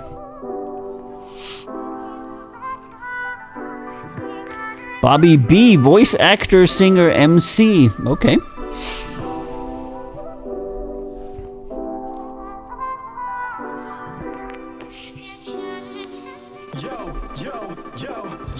Bring it back one time, hit with the flow. Positive vibes, man, you already know. Carefree mind, I can show you how it goes. Live an open smile in the world, let it show. Feel for the energy that keeps me intact. Feel for the energy that keeps me on track.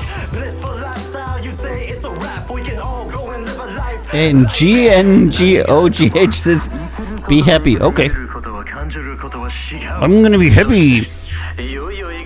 Hey yo-yo. Somebody said hey yo-yo. So let's go and expand out new horizons, floating through life on cloud nine again. Aim for bright skies, sunshine, my friend, in a universe where we can begin. Here we come back to the words that we hold. Reach for your dreams in the whole wide world, pursuing our passions like it's all that we know, and we push through the struggles we about to let go. So believe in yourself, yeah, feel the cure. There's only one yo-yo out there. So many yo-yos.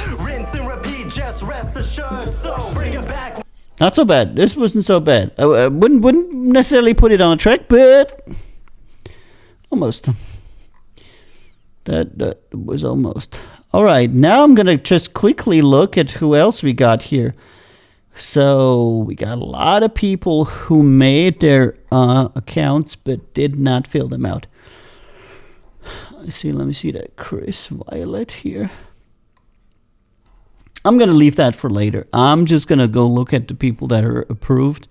And maybe I'll even make it to where you can only see the people that are approved. Because we have like 5 pages of people here that haven't fully filled out their profiles here. She didn't upload a music. Okay. Hasn't done that yet.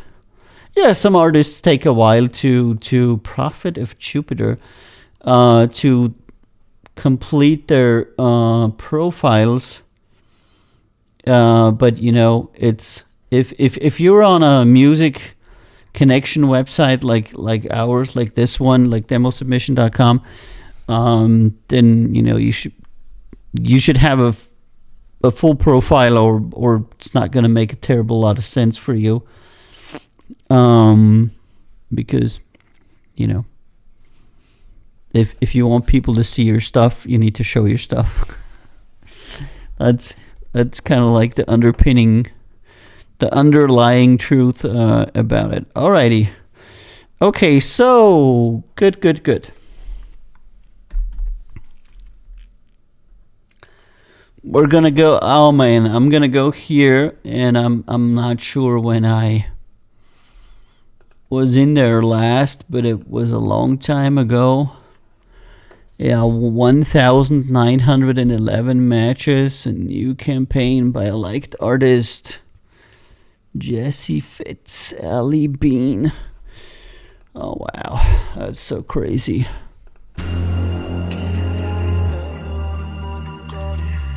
Mr. Stars Official. I have 2 friends who made a song that sounds very much like this one.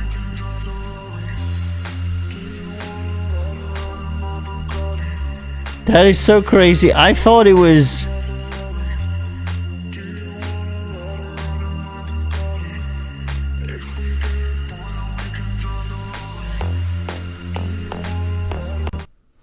I guess there's just a lot of people making very similar songs. That is crazy.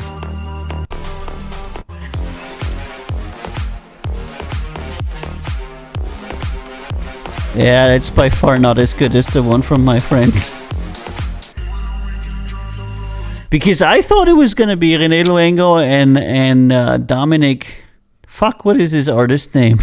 Just know I mostly know them by their real names. I forgot their artist names. And they've got a song which has got like 500,000 plays or something, and it sounds very much like this one. So weird.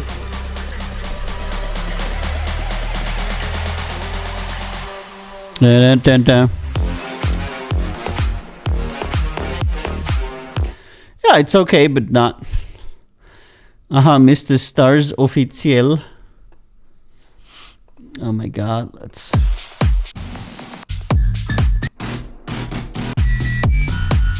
Okay, still a little bit basic here, but possibly something for the future. Now I'm trying to find out what song it was that I was thinking.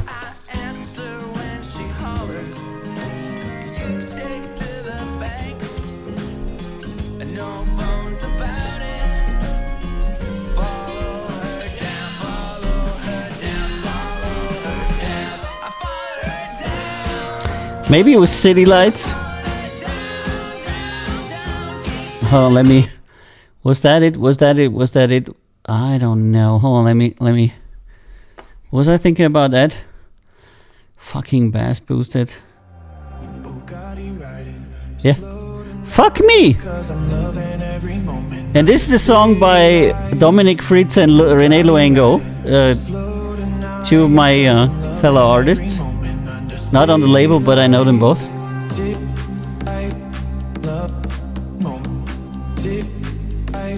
That is like 50 times better produced. And it starts with the same kind of like text and everything.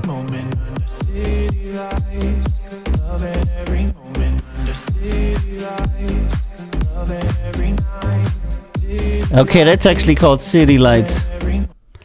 Yeah, City Lights. It's gotta be here somewhere. Did they posted it multiple times? What the fuck? Boosted music. Bugatti riding slow tonight, 'cause I'm loving every moment under city lights. Bugatti riding slow tonight, 'cause I'm loving every moment under city lights. City light, love moment. Yeah.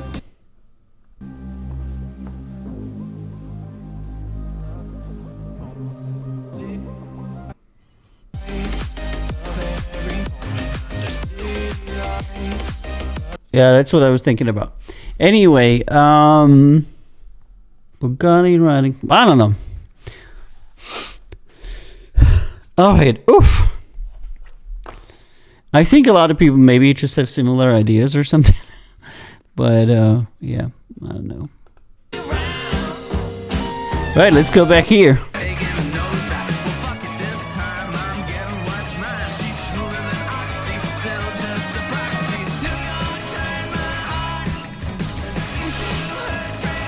And then you wonder if we were thinking the same. Just wanna know, just wanna. Bugatti riding.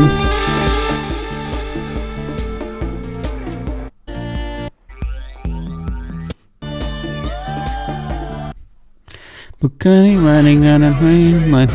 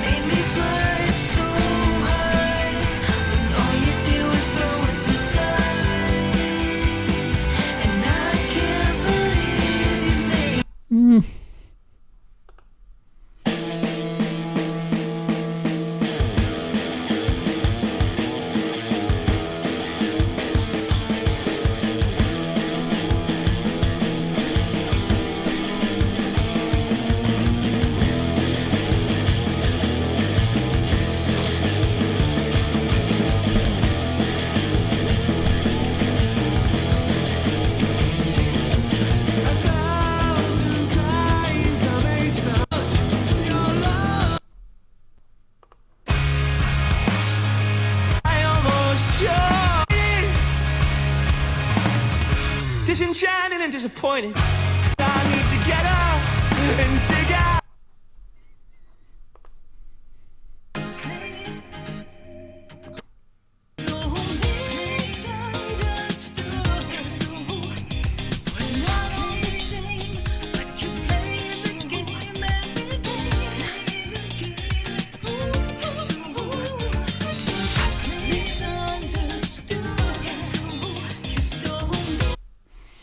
Okay.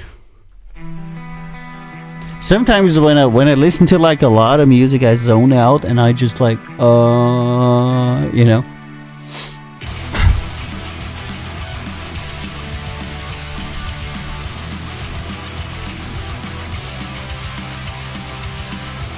All right, if we hear good vocals now, then I'm gonna be.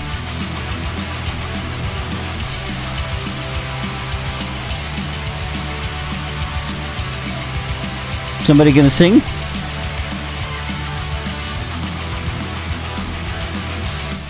Cause the money comes with the singing. Shit. The problem is with the metal bands, if you don't have a singer. Yeah, they're doing good.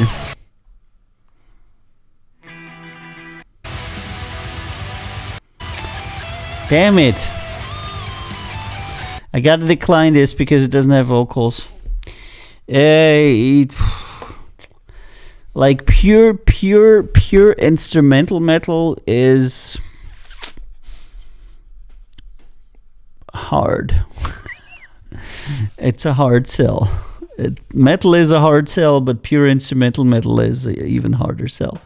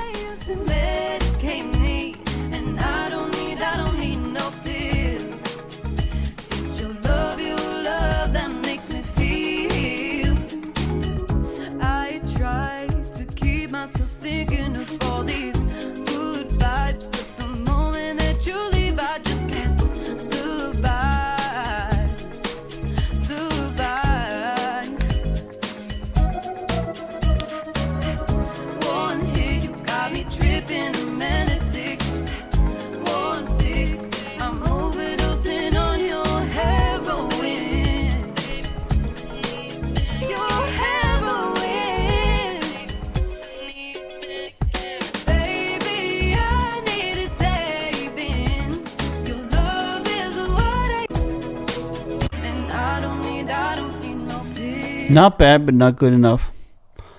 Solid 7.5.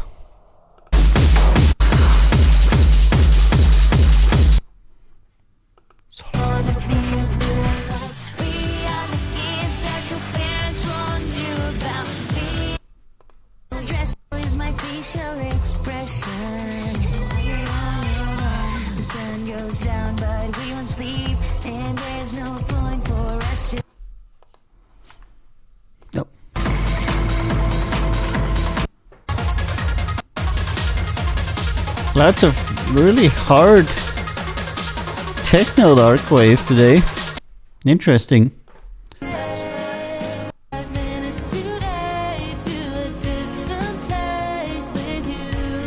Singer-songwriter.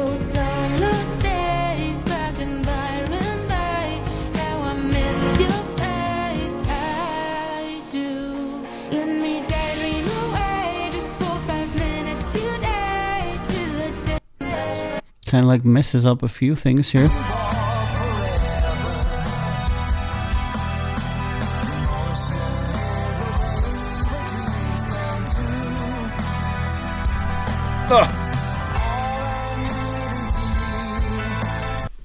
Nope.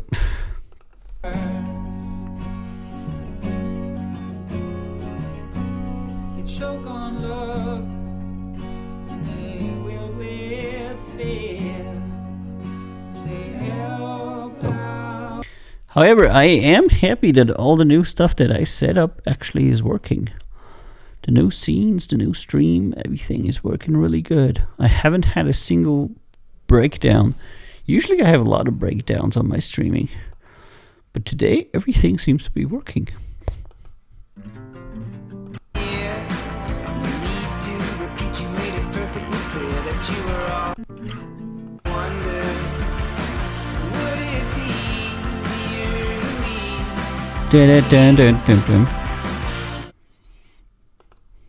Let's do another song.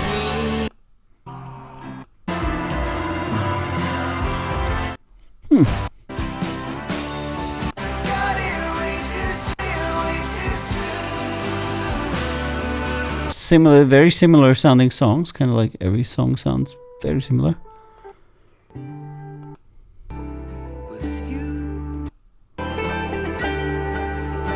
Nope, not sure what's going on there.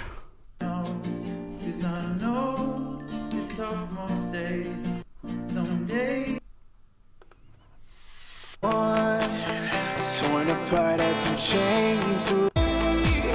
Chasing you straight.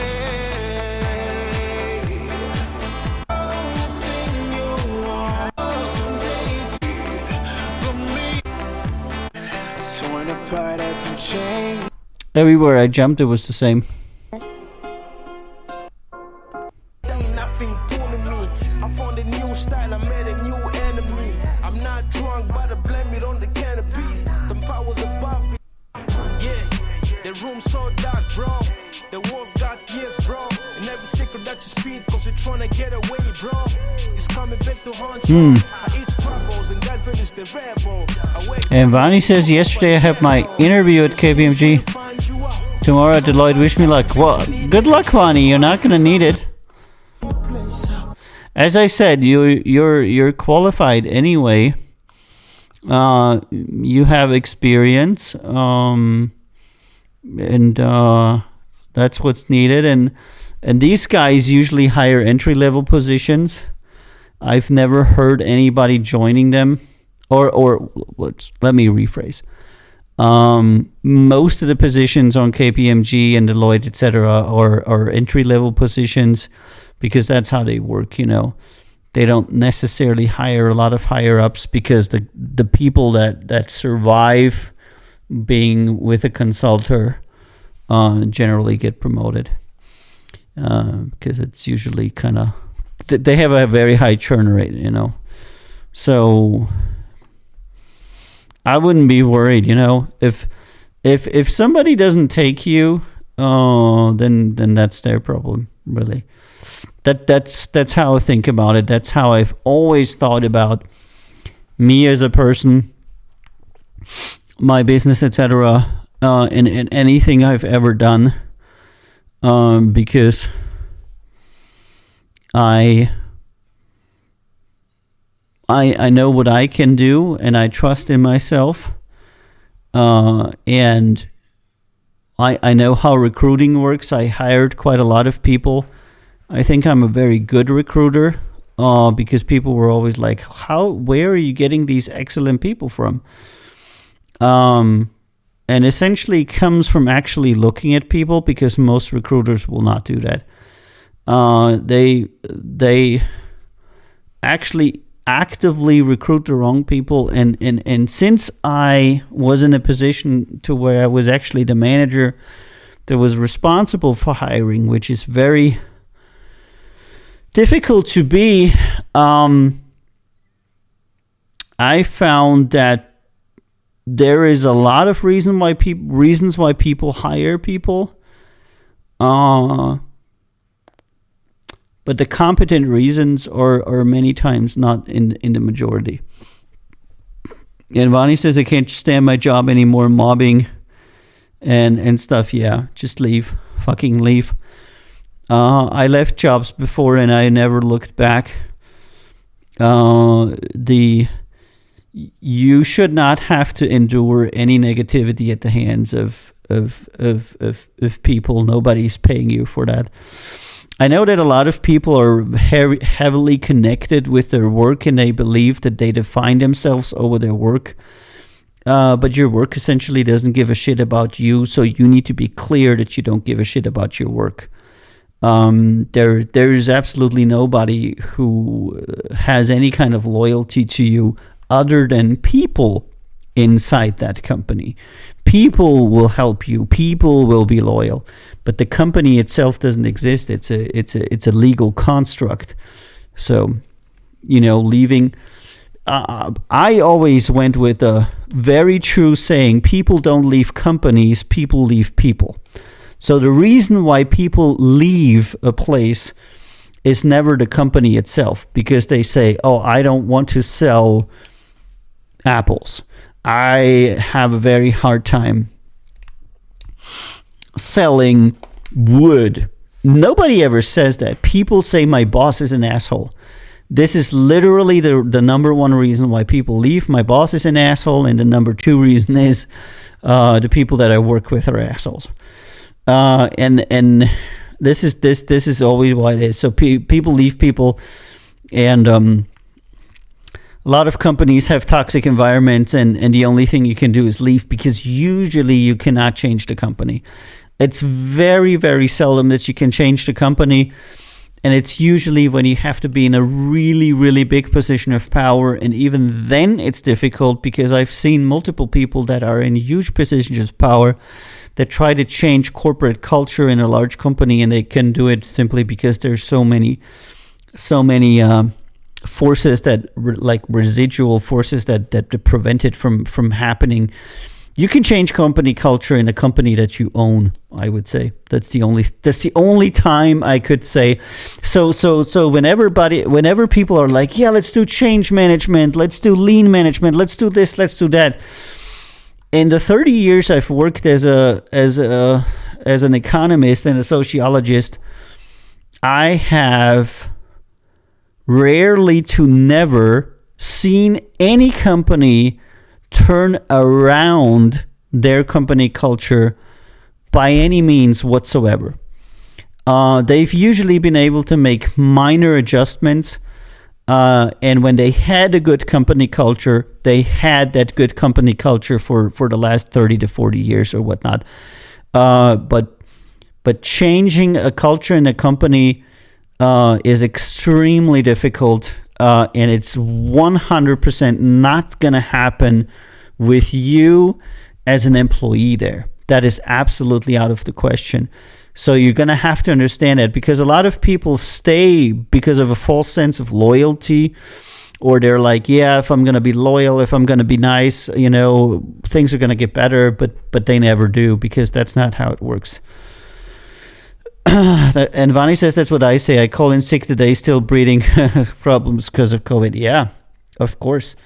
It's so toxic, I don't want to risk my health for them. Absolutely, because they would not do the same. I tell you who I risk my stuff for. I risk my stuff for the people who do the same for me. I have a lot of friends like Yo-Yo, like Meg, like other people who would literally do the same thing for me. And for these people, I would do it. But for nobody else, I would 1,000% not do it for anybody in a company, because all they ever want from you is take advantage of you. So, yeah, that's what we're doing now. It's Swiss Life Learning Change. Is it working? No. The problem is, companies go to a consulting company and ask them, can you come in and change the corporate culture? And I've never seen that work. And I worked specifically in the areas that deal a lot with change, with new stuff, with innovation, with business development. I've talked to the top consultants in this country, and they will all take the company's money. But if you talk with them privately, they will tell you that generally, maybe they will be able to change a company's culture by 1%, by 2%, by 3%, because the underlying issues are usually never tackled. And the underlying issues that create a toxic corporate culture usually have to do with power. And there's usually a reason why the people in power want the corporate culture to be like that. So there's a lot of, if you want to change the culture of a company, you will have to look at the power structure and ask yourself, why is it that way? Yeah, and Yo-Yo says, give me your money and I'll tell you what you need to change. Absolutely, that's what the consultants do. And Yo-Yo and I know the same guys. And I think some of these guys are actually genuinely okay people, you know? But privately, when they're not in the company, they will say to me, this is an unredeemable company. Nothing's ever going to change, because whenever we come with a real concept of change to them, first they have us water it down to the point to where you can't hardly recognize it. And then they ignore the rest of the stuff. And then they said, oh, look, we implemented the change project. But the underlying point is they don't want to change anything, because a lot of times the corporate culture is working for the ones that are in power. So if you want to change corporate culture, you have to fire all the people that are in power and put other people there that work on a different basis, that work on a different culture, that work on a different premises. But if you keep the people that are benefiting from the current structure or the current culture in, they're just gonna essentially run in a circle, and they want to keep it the way that it is. And Vani says, I'm okay going into the consultant business. I don't care anymore. I just want my money. Look, some of the people that I greatly respect. And Galapanza, hey, AViiO, I always learn something watching your stream. I've been in deep corporate for the last 14 years, and I totally agree with your assessment. I've been in deep corporate before I started the label and everything for 25 years, and I worked from intern to CEO. I was one of the, if not the only person that ever made it from intern to the management board. I don't know anybody else who did that. And I was heavily involved in anything that involved change. And at the end, I was extremely disappointed. And I could not see any change. And I always ask myself why. Now I'm coming back to Vani. It's because the people that are currently in power came to power in that company culture. And they think that company culture is good because it essentially allows them to stay in power, and it's what they know, it's how they got big. So it's kind of like saying to an elephant, we're going to do change management now, and from now on, being an elephant is very bad, because from now on, you need to be a lion. What are all the elephants going to say? They're going to say, this is bullshit. The number one premise should be, if you're an elephant, it's the best, because they are elephants. And they will do everything that they can in their power to make it to where the entire structure of leadership, benefits from that change, because they have everything to lose.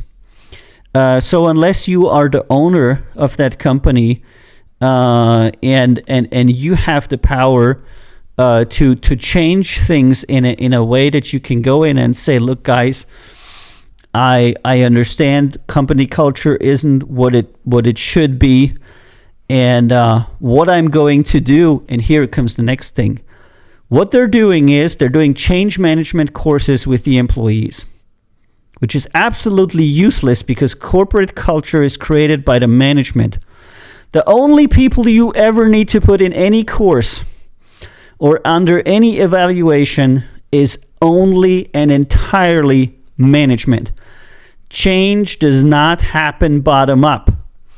But that's what they always tell you. And you know why? Because management wants it to be so. Management wants to tell the workers that they are responsible for stuff, but it's of course bullshit. Change happens top down. The way that your boss treats you, you are going to treat other people. Because guess what? You cannot choose the way that your boss treats you, because he's above you. So the idea that change would come from the bottom is entirely bullshit. But they don't want to acknowledge the thing that change comes from the top, because that would mean that the bad corporate culture is management fault, which always 100% it is. And I'm speaking now not only as somebody who has been in deep corporate for 25 years, who's been a manager and an economist for 30 years, but also as a sociologist and economic researcher who has been dealing my bachelor thesis, master thesis, all dealt with organization and in companies, in organizations. It was a little bit more broad than that. And what it all boils down, and what nobody wants to hear, is that the people up top have all the responsibility. And this shouldn't come as a surprise. But people generally say, oh no, it isn't so. It's our workers. They are not working hard enough. They are not, they're not open to change. I cannot believe all the bullshit that I've heard.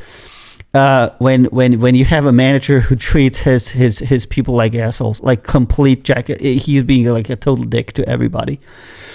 And then a consultant comes in, and if they're good, they're like, okay, guys, we're going to have to start at the top. We're going to have to make some changes in the way that you treat your employees, the people in your department. And people are going to be like, what? No. What we want you to do is to not evaluate management. We want you to do a change management program for our employees, because we don't need anybody to point out what we have been doing wrong. Because again, why would we do that? We just want to keep our jobs. So change in a company culture is extremely dangerous. Difficult, sorry. Vani says, my boss told me that I need to learn how to manipulate people to get to get what we need in our team. Yeah, that's generally when you let toxic environments stand, manipulation becomes the modus operandi. And the problem for your company is that toxic environments where manipulation is the modus operandi are environments where your company will not work very well. It will barely work. Your profits will be low. Your motivation will be low. Your innovation quota will be low. Because everybody who is in any kind of position of power will try to defend it, and anybody who's not will try to get there. And that is all they will do. They essentially stop working because work becomes an afterthought. In a toxic environment, people essentially stop working productively and only care about playing inside of the system and working the system. It's exactly what happened in my company. At the very top levels, nobody did any work anymore. All they ever did, 100% of the time was spent on how can I keep my job and how can I stop others from taking my job. There was absolutely no work. People had absolutely no idea what was going on. They were 100% consumed with only making sure that they kept their job and that they discouraged anybody else from trying to take their job. All right, a successful number on Reddit over there says, can you do the stream while having inflatable camping pillows and your friends and other ways for my son's birthday request? Yeah, I could. Maybe I could. I'm not sure if I could. Someone told me pressure creates diamonds. Yeah, it's always the people doing the pushing. It's never the people being pushed.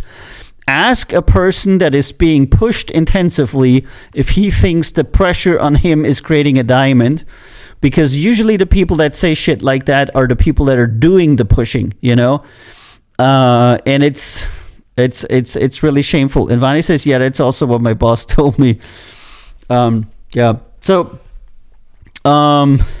anybody who's an economist or who is like me, more like an, I don't know, organizational economist, because I'm doing my PhD in sociology, so I'm kind of like more on the human side of economy.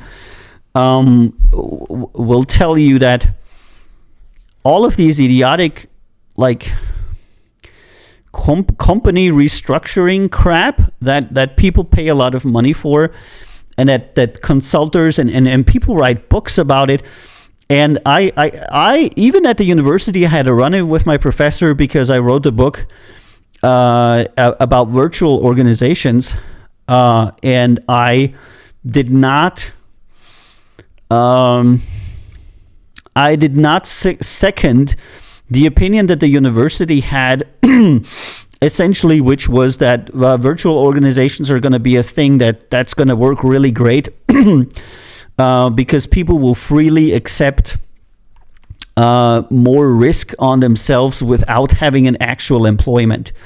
And my argument was that in any kind of market in any kind of society, if you as an employee take on more risk by being in a virtual organization where you're essentially self-employed and you don't have the security of a fixed job and a fixed salary, so you're taking on more risk, you're gonna want to have more rewards, more payment, because this is essentially how the market principle works. If you give somebody less rewards for the same amount of work, they're gonna leave you. If you give somebody more risk, they're going to say, okay, I'm going to want more money. And then, the risk reward balances out. And that in itself, to me as an economist, is a founding principle of supply and demand. And I was arguing along that lines, and they were very unhappy with it because they wanted to take my master thesis as somewhat of a justification of a virtualization of the university structure. And I essentially wrote a thesis that said it's not going to work. And then I put reasons in there, holy Christ. Legal reasons, and I made a short rundown of Austrian labor law, why and how labor law is going to fail them, and they're going to have huge problems with it. And 10 years later, all that happened. The insurances had a huge run-in with mostly the Chamber of Commerce, who is pushing that kind of like virtual contracts, and insurance are saying, look, you're just avoiding insurance, you're avoiding tax payments, you're pushing people into fake self-employment because these people are not managers, they're working only for you, and you're just making them employ themselves and then work for you. Kind of like the subcontracting that a lot of people are doing in the delivery now, to where the delivery guy doesn't work for Amazon, but he works as a self-employed person that takes contracts from Amazon to deliver stuff, but he really only works for Amazon. There's nobody else he works for. So how is he a free company? That's all bullshit. And looking back, every single thing in that thesis came to be true and was right. But at that point, the professor and the university were very unhappy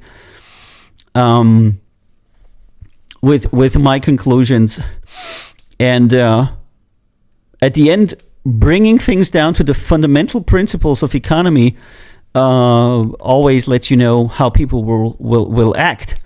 If you make somebody's job shittier, they're gonna want more money. It's super fucking easy, And if you, on the other side, if you make their job nicer, they're gonna want less money. And this is what I've always told everybody. I said, be nice to your people, then you can pay them less. They're like, what do you mean? I'm like, yeah, stop being an asshole, and you will find that people want to work for you, and you'll be able to pay them less money because they say, if I work for this guy, he's really super fucking decent, I love my work. And I said, and you know what? Being nice is free. You don't have to invest money. I suggest for this company a program to where we train all the managers in ethical behavior. I cannot tell you what the reaction on that was. It was not very good. People thought I was fucking crazy. I said the best thing we can do to improve our company's culture, our employment salaries, to help keep it low, was to train people on how to be nice to their employees. Like managers completely disregard all the people. And you know what they did? They did exactly the opposite. They trained all the workers how to be nice to the managers. They were like, yeah, well, that's what we need, you know? That's so that the employees understand better what they should do for us, you know? And this was one of the great disappointments, and also one of the great, very funny things in my life. And it keeps repeating itself. The people in power essentially just want solutions that say the people in power are not the problem. It's all the little people that are the problem. And usually it's not that way, because the little people just by definition don't have so much power, so they don't really decide how anything goes, really. Yeah, and I've always said that, you can decrease your salaries that you pay by 10, 15, 20%. And they're like, how do you do that? I'm like, I'm not a fucking asshole. Try that. And people were like, what? I'm like, yeah, I'm nice to my people, just like normal. And they're like, what do you do? I said, I do nothing. They're like, are you giving them a fruit basket? I'm like, I don't know. We have fruit, yeah. But nobody cares. And they're like, are you giving them this? And I'm like, dude, it's not about what you're giving them. Yes, you can give them a fruit basket. Yes, you can put in a coffee machine, but it doesn't matter. You just treat them normally. And they're like, what are you talking with your people? I'm like, yeah. And they're like, that was a great thing, by the way. How many times do you talk to your people? People ask me.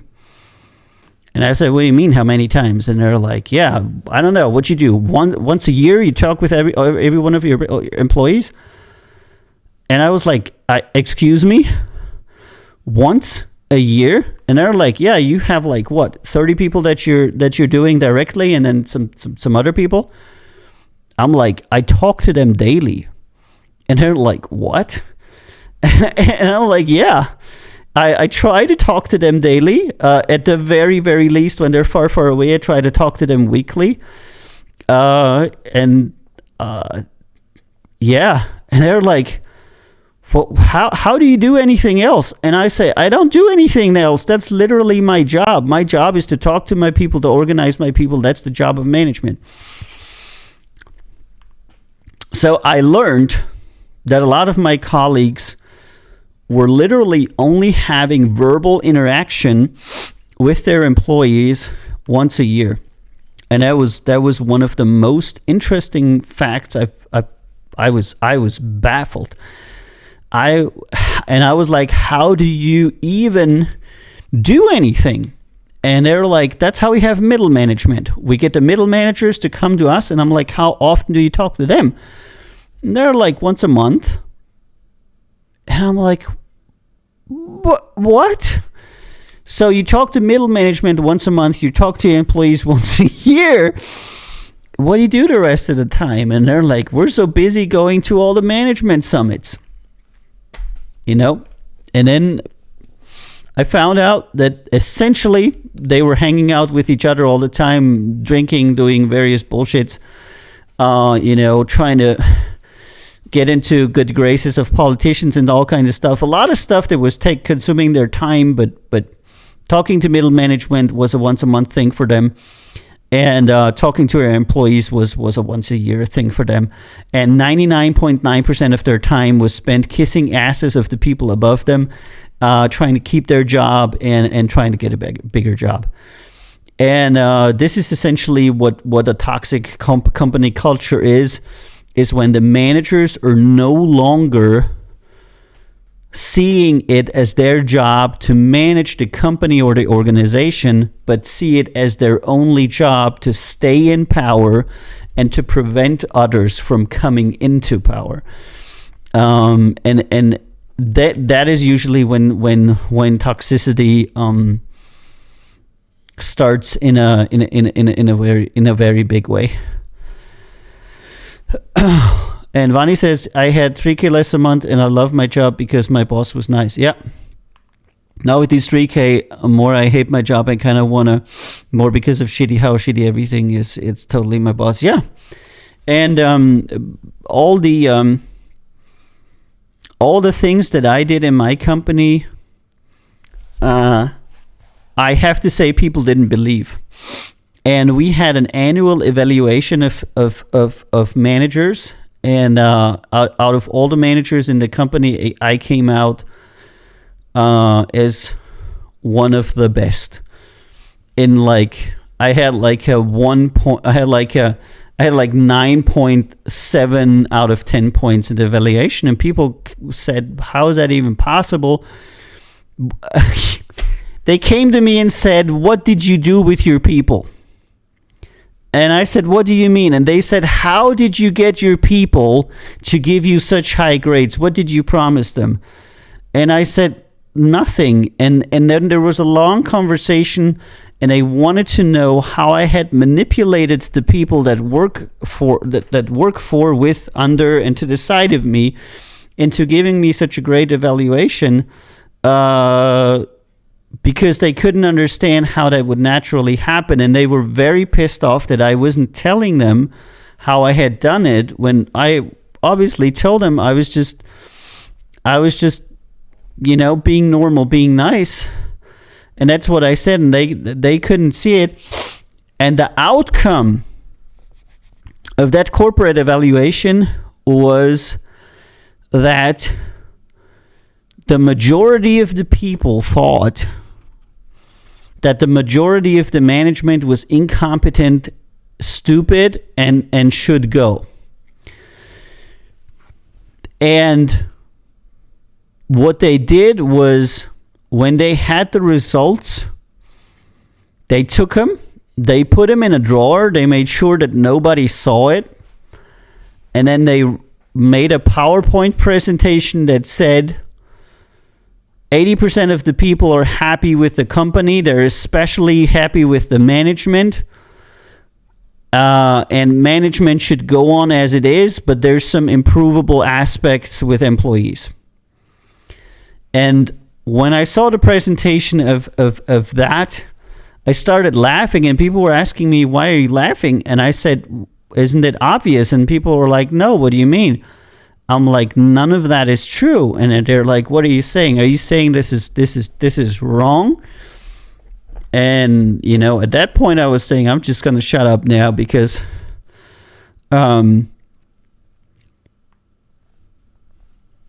that was one of the things where I knew that the company is unredeemable.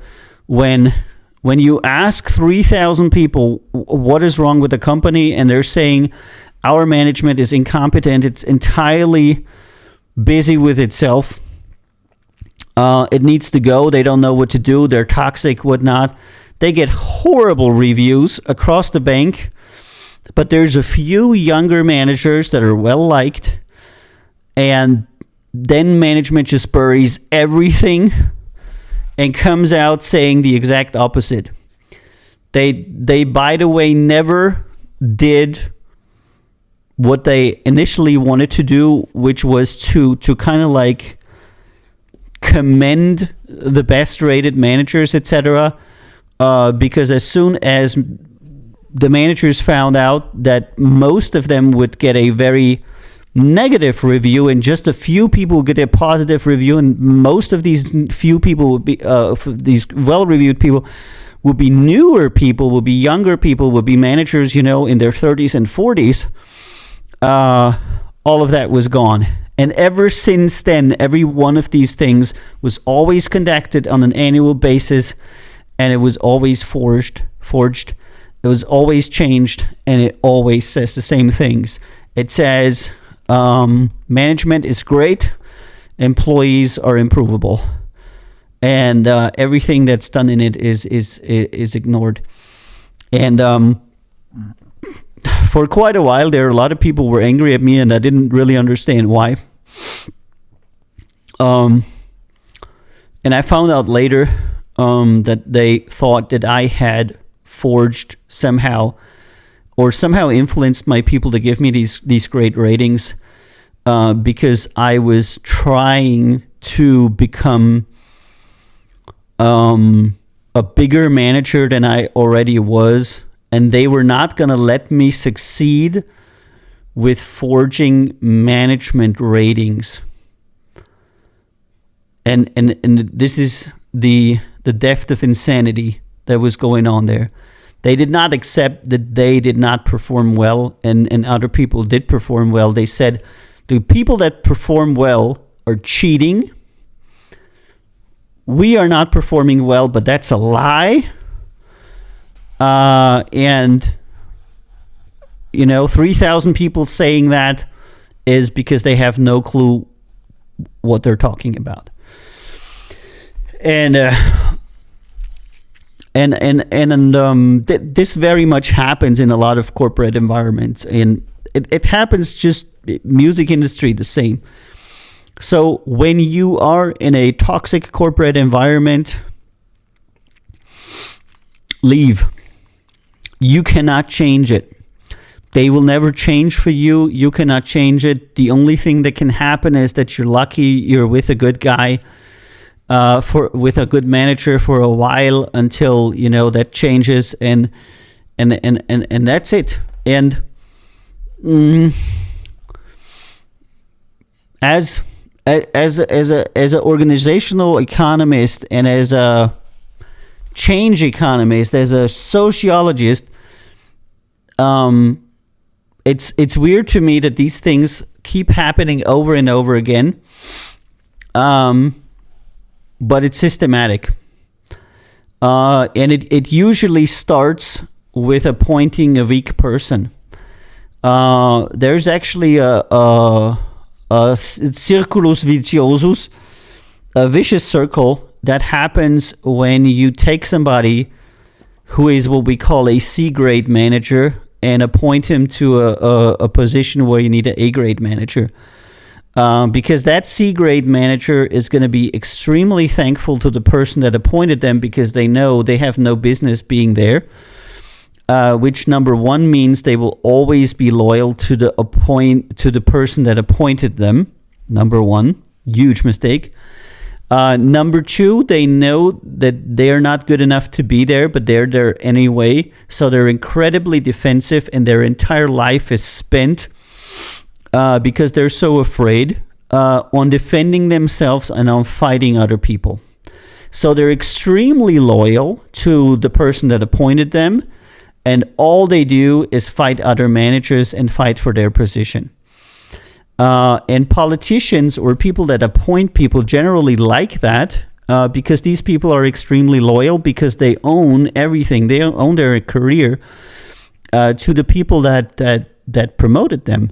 I never owned anything to anybody, and people hated that about me. So when somebody said to me, oh, this and that and this and that, and did this person not appoint you to that? And I said, nope, it was a hearing. I won. I'm the best candidate. Ain't nothing I have to pay anybody for anything. I own nobody anything, and nobody owns anything to me. And people don't like candidates that are not depending on them, because it's a lot better to appoint people that depend on you, because then you can manipulate them and you can tell them to do things that are not okay. You can tell them to do things that are against the law, because they have to do everything you say. If you appoint somebody who is excellent and you ask them to do something against the law, to bribe somebody or to do some kind of crime, they're going to go to the fucking police and report you. They don't owe you anything. And then this is very dangerous, because people regularly do things that are against the law, and they want people they can depend on so they can, break the law together. ABC rating, yeah. It's the saying, you know, A people hire A people and B people hire C people. You know, like very good people hire very good people because they're not afraid. They're very good and they're not afraid. Very good people are usually not afraid of competition because they know they're very good. And if somebody's better than them, then they're like, wow, that dude's really good, you know? But B people who know that they're not very good and they're in a situation to where they can be removed at any time are looking for people that are worse than them. They're looking for people that are C. That's why we say, you know, A people hire A people, B people hire C people. And then C people hire D people, and it just goes down. I cannot tell you how many times I was at a table where a candidate was taken, and I'm going to quote a direct quote from a top manager of my corporation, and it's a $5 billion a year corporation, and she said, "We're definitely not going to hire this person." Was a woman. And I said, why? That woman seems to be eminently qualified, and we probably would be lucky to have her. And the manager said to me, yes. And 6 months from now, they're going to find out that they don't need me because she can do everything I can do, and she can do everything she can do. So I'm definitely not going to hire her because then I'm going to have to fight for my job. And I sat there and I was like, and then that person hired somebody who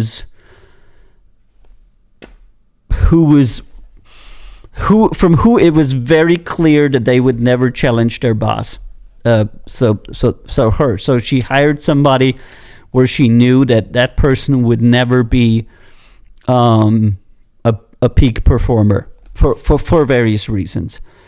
And then I saw that happening multiple times. So when you're not getting a job and you're excellent, you're probably sitting across from a person who is really shitty and who's afraid of you coming in and being better than them and threatening their job. Because, you know, everybody who's hiring you, they're your boss. So your next career step is to be them.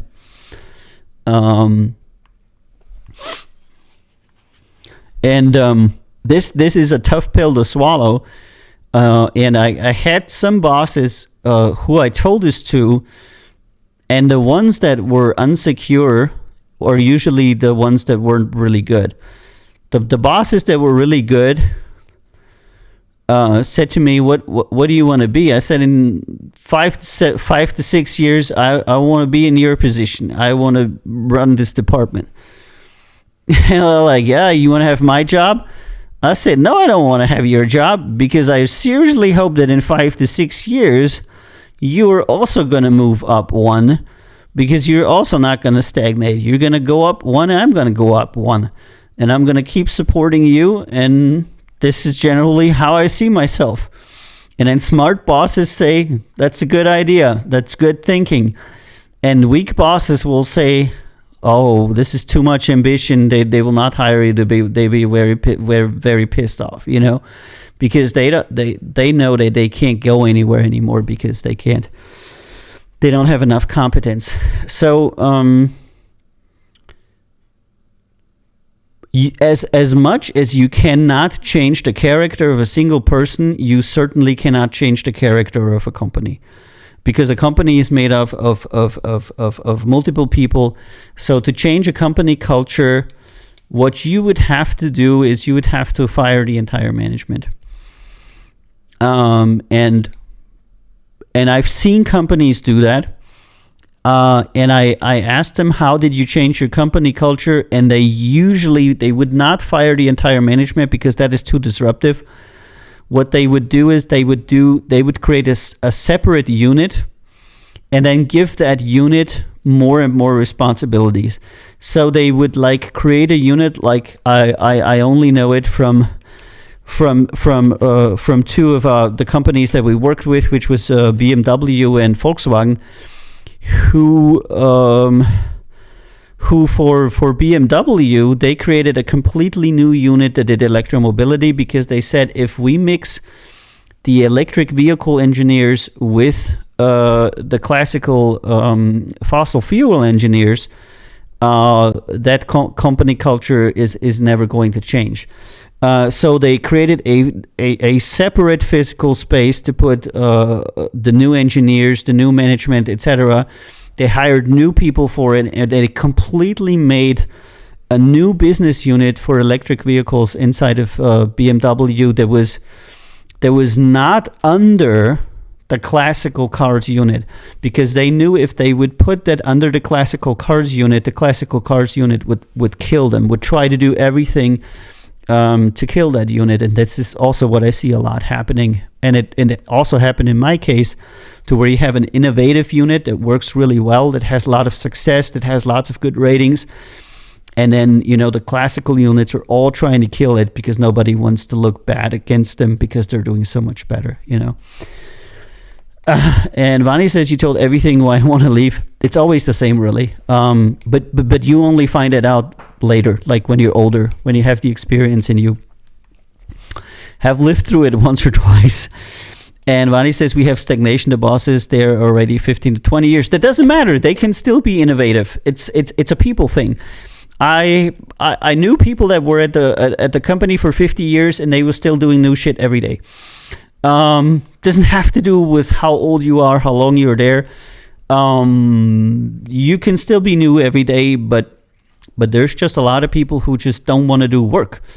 I've never seen so many people not working as when I got into the highest tiers of management. But these people don't work anything at all. It's quite the exception, and they become, and this is another thing, and it's probably the last effect I'm going to talk about before I end the stream. Managers that are 99% concerned with staying in power and preventing others from taking their job usually have no idea what's going on in the company anymore. And then they rely on advisors to tell them what's going on in the company. And these advisors usually very, very quickly find out that this top manager is absolutely manipulatable by telling them certain things because they really don't know what's going on in the company. So these advisors usually exploit that standing that they have by giving the top managers false advice that helps the advisor. So they're saying, this department is very bad. They need to restructure, and the people should come and also be in my department. They give advice that only helps them as a person because the manager at the very top hasn't done a day of work in like years, and they don't know what's going on in the company at all. And then they become extremely vulnerable to false advice. And this is essentially how companies die. And this, by the way, now I'm coming to the last point, is also what happens in Ukraine, because this is essentially what happens with Putin. Putin has created a toxic culture in the government of Russia. He's only left the people in there that always agree with him. Anybody who dissents in his government is essentially gone. And all the advisors, all they ever do is to tell him, what works best for them. So this is something that happens in politics. It's something that happens in economy, in companies. And it just happens wherever people are, where humans are. You have somebody who is just completely consumed with power, which means they're completely disconnected from their actual work to run a country or to run a company. And they have to rely on advisors. And then the advisors can say whatever they want because the guy at the top doesn't have any way to verify if what they say is true or not. All right, guys. This is it for today. Yo-Yo says, that's the point. If someone doesn't want to work, there are the problems. Yeah. I've never seen so many people that don't want to work as in management. All the people who they usually associate, this construction worker doesn't work. Yeah, I mean, of course, they want to have it a little bit easier. They want to do a little bit of work. But management? I've seen people who haven't done a solid hour of work in weeks. And I'm not talking about, having meetings with people that you don't need to meet so that you can drink champagne with them. I'm talking about actually doing work yourself. I'm not talking about, delegating, because they're saying, yeah, our job is to delegate. And I always said, well, you have to know what's going on so you can delegate effectively. If you don't know what's going on, how are you going to delegate? If you don't know the process, how your products are created, if you don't know what's going on, how can you delegate? And they're like, yeah, it doesn't matter. Whatever you do, it doesn't matter if it's a washing machine or a banana. It's all the same. We're just going to delegate. We're just allocating resources. We don't need to know anything about the product. And I always said, to me, the product is the product is the focal point, and the customer, the product, the customer, and your people. Those are the three things that are the most important. Your fucking delegation. I am delegating. What the fuck? As if that by itself would be work. Yeah, not wanting to do work, but yeah, I've seen that there. All right, guys, that was my boss that she delegates. Anybody who tells you that their job is to delegate, they're a bullshitter. That is one of the telltale signs of somebody who has no fucking clue what they're doing or how things are going, because you cannot delegate if you don't have an extreme knowledge of what's going on. If you don't know, say you're developing software, if you don't know how much time a certain phase in software development usually takes and how much money that usually costs, how are you going to allocate resources? Just by fucking rolling a dice?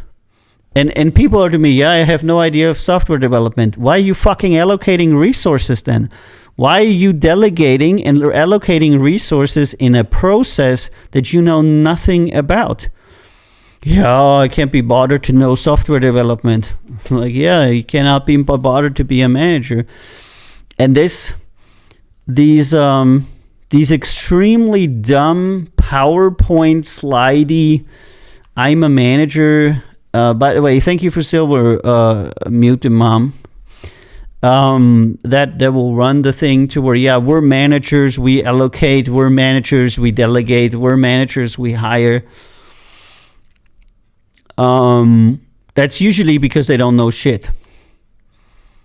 Very simple. If somebody comes to me, I need to know my product.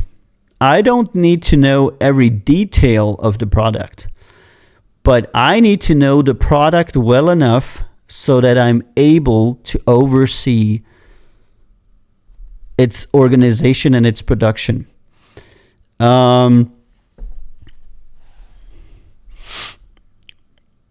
don't know how a certain code is made, but I need to know that in order to code certain functions of the software, it usually takes 3 people 2 months.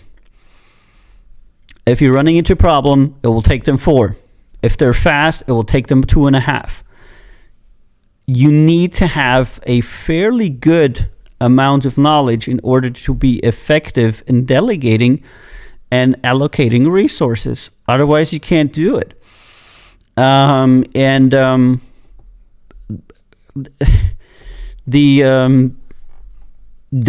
consultants that are usually hired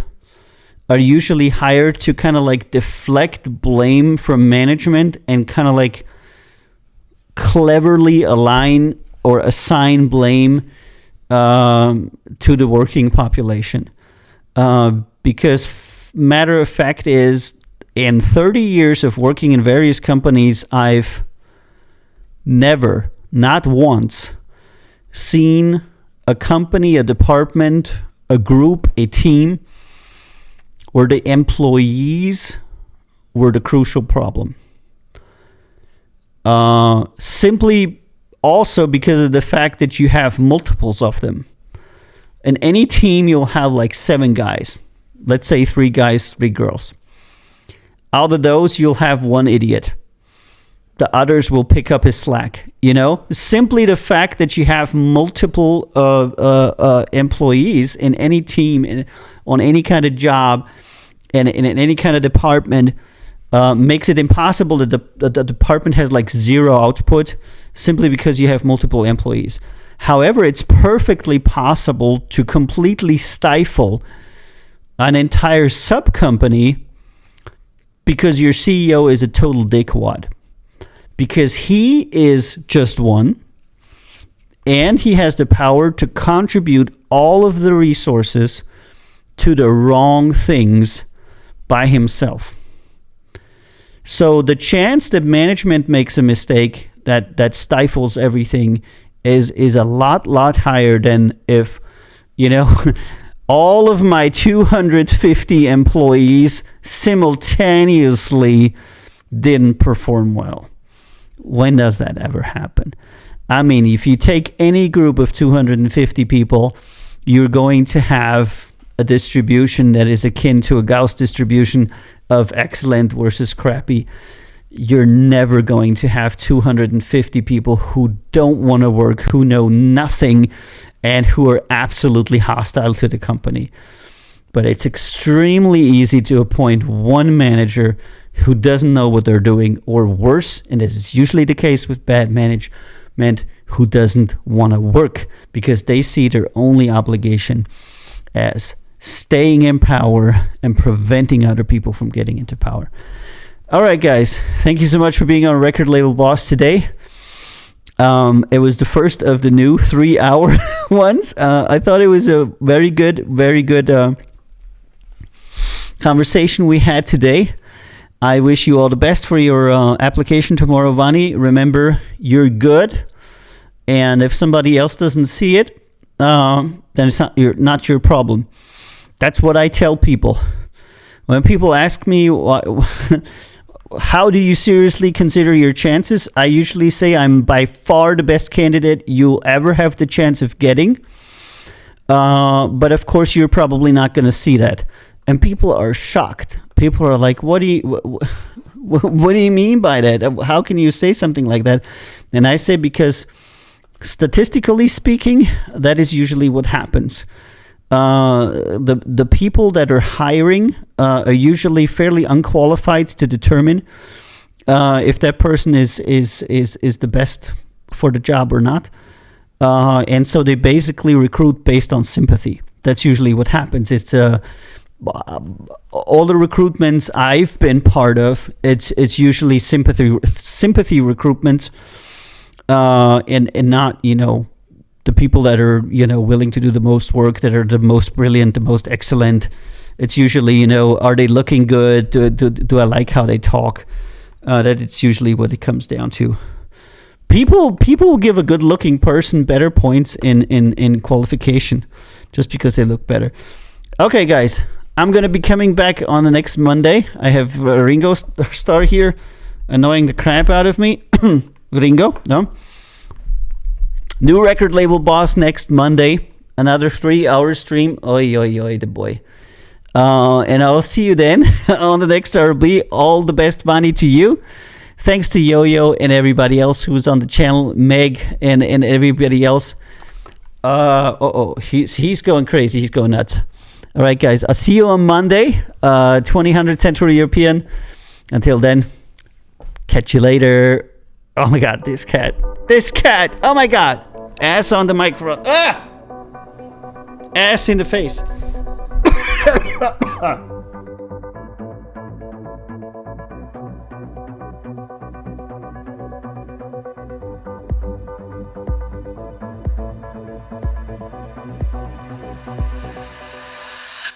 So